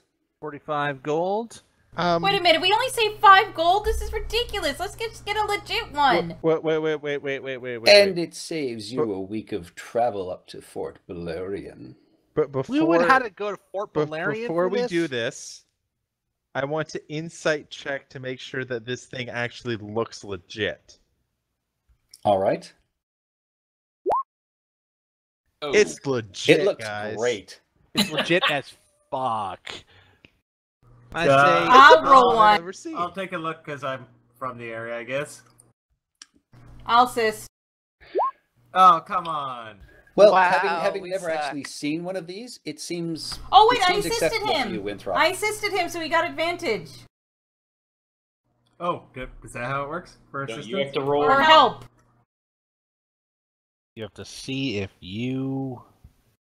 Well, Don't I don't know. You I'll roll roll. 2, Stephanie, and then you. I'm not going to jump on the insight train here. I'm going to try to There you go. Yeah, we'll save use us hers. save us some Yeah, cash you here. think this looks passable? Having not seen an actual one and reading it over, it looks like a proper, sort of charter kind of thing that you would have seen. But yeah, as far as you can tell, it looks good. Walker Bow has complete trust and faith in this because if this guy wasn't good at his job, he wouldn't have a job. And I look. If this guy, okay, speaking out of character, if this guy wasn't good at his job, they just wouldn't exist anymore Hmm. because they'd probably be killed. Hmm. Well, he can be incompetent as long as he had enforcers to keep from killed by people. That's too. Yes, that's right. Trusting We can the still be trusting the had, criminals totally, in order yes. to be honest about their job prospects. Hollis is gonna look this thing over. He's gonna give it a once over and be like, you are saving us a week's travel, but I don't know. Seems awfully risky. Give me a persuasion check. For this sort of risk, I don't know. Oh, I wouldn't be willing to pay more than 20 gold for this. He smirks at you and just says, 40. 40? Now, if you had said 35, I'd be shaking your hand right now. I'm gonna lay my hand on his shoulder and whisper some guidance into his ear. Oh. Look, I can give you this. I'm not about to give you any more gold back. If you want gold, go marry a banker. Ouch. Or Rutherford. Yeah, that works too. I heard Rutherford's open. 40 gold, please. 40 gold. I look around and I say, we do 40 gold? I'm tapped out now.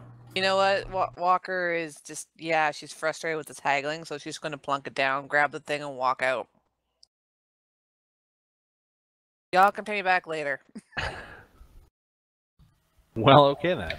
Pleasure doing business and good luck in your race tomorrow. As I walk out the door in Thieves' Cant, I apologize. I was like, I'm sorry they're idiots to the forger. hope you weren't. Hope it works. He just says, it takes more than negotiating to insult me. Negotiating is a part of business.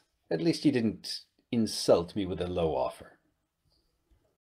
And this being Thieves' Camp, this conversation takes 20 minutes.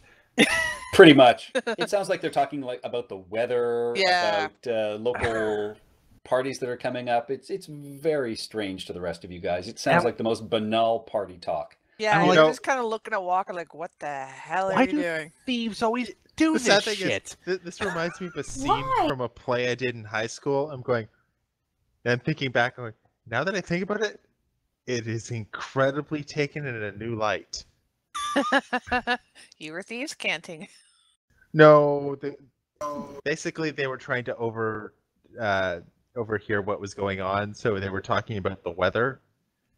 So they're like, hey, the sky was very beautiful yesterday, but it kind of rained as well, so maybe it'll rain tomorrow. Ah, yeah, okay. I remember As that they game. try and overhear the conversation going on just around the corner. I remember that game. Well, I'm fading. Yep, with that, you guys Yep, me too. spend the rest of the afternoon wandering. There's a couple of rain showers. You head back to Winthrop's for dinner. You have another fine meal. You take a rest and you wake up in the morning and the entire town has changed overnight. You see flags and other decorations have been put up across the entire city as you look out across the wall, and your heart start racing and thumping as you see dinosaurs being led from the paddocks to the starting line, knowing that one of those will be your ride very, very shortly. My God, they've replaced the town with a much more festive town. Savages. You're all country bumpkins.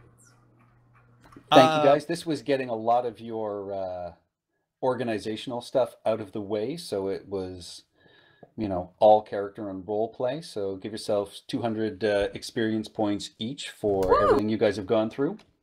Oh, hey. What's third level? 900! 9. We have You guys will absolutely Actually- hit third level next time.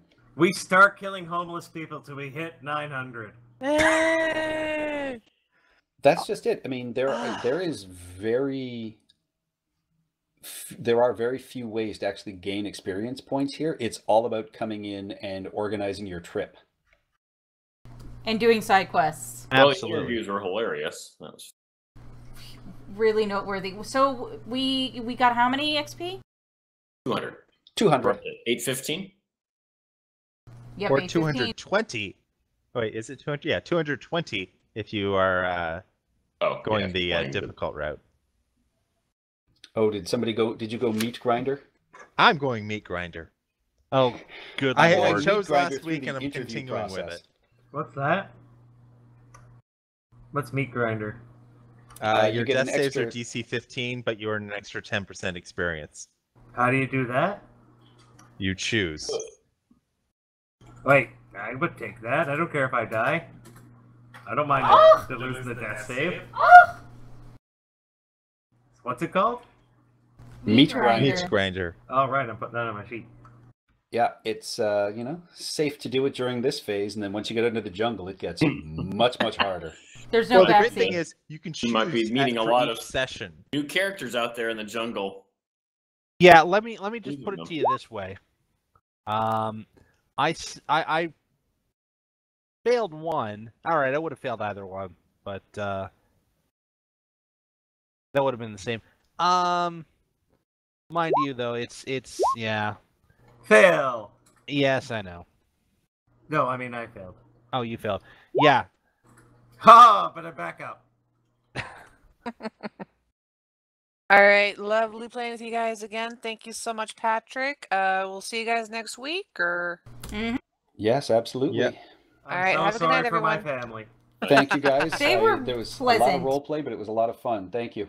so much Yeah, night, fun. Have a guys. good night. Night. Night. And Good I will night. be Good night. turning User off the disconnected stream. from your channel.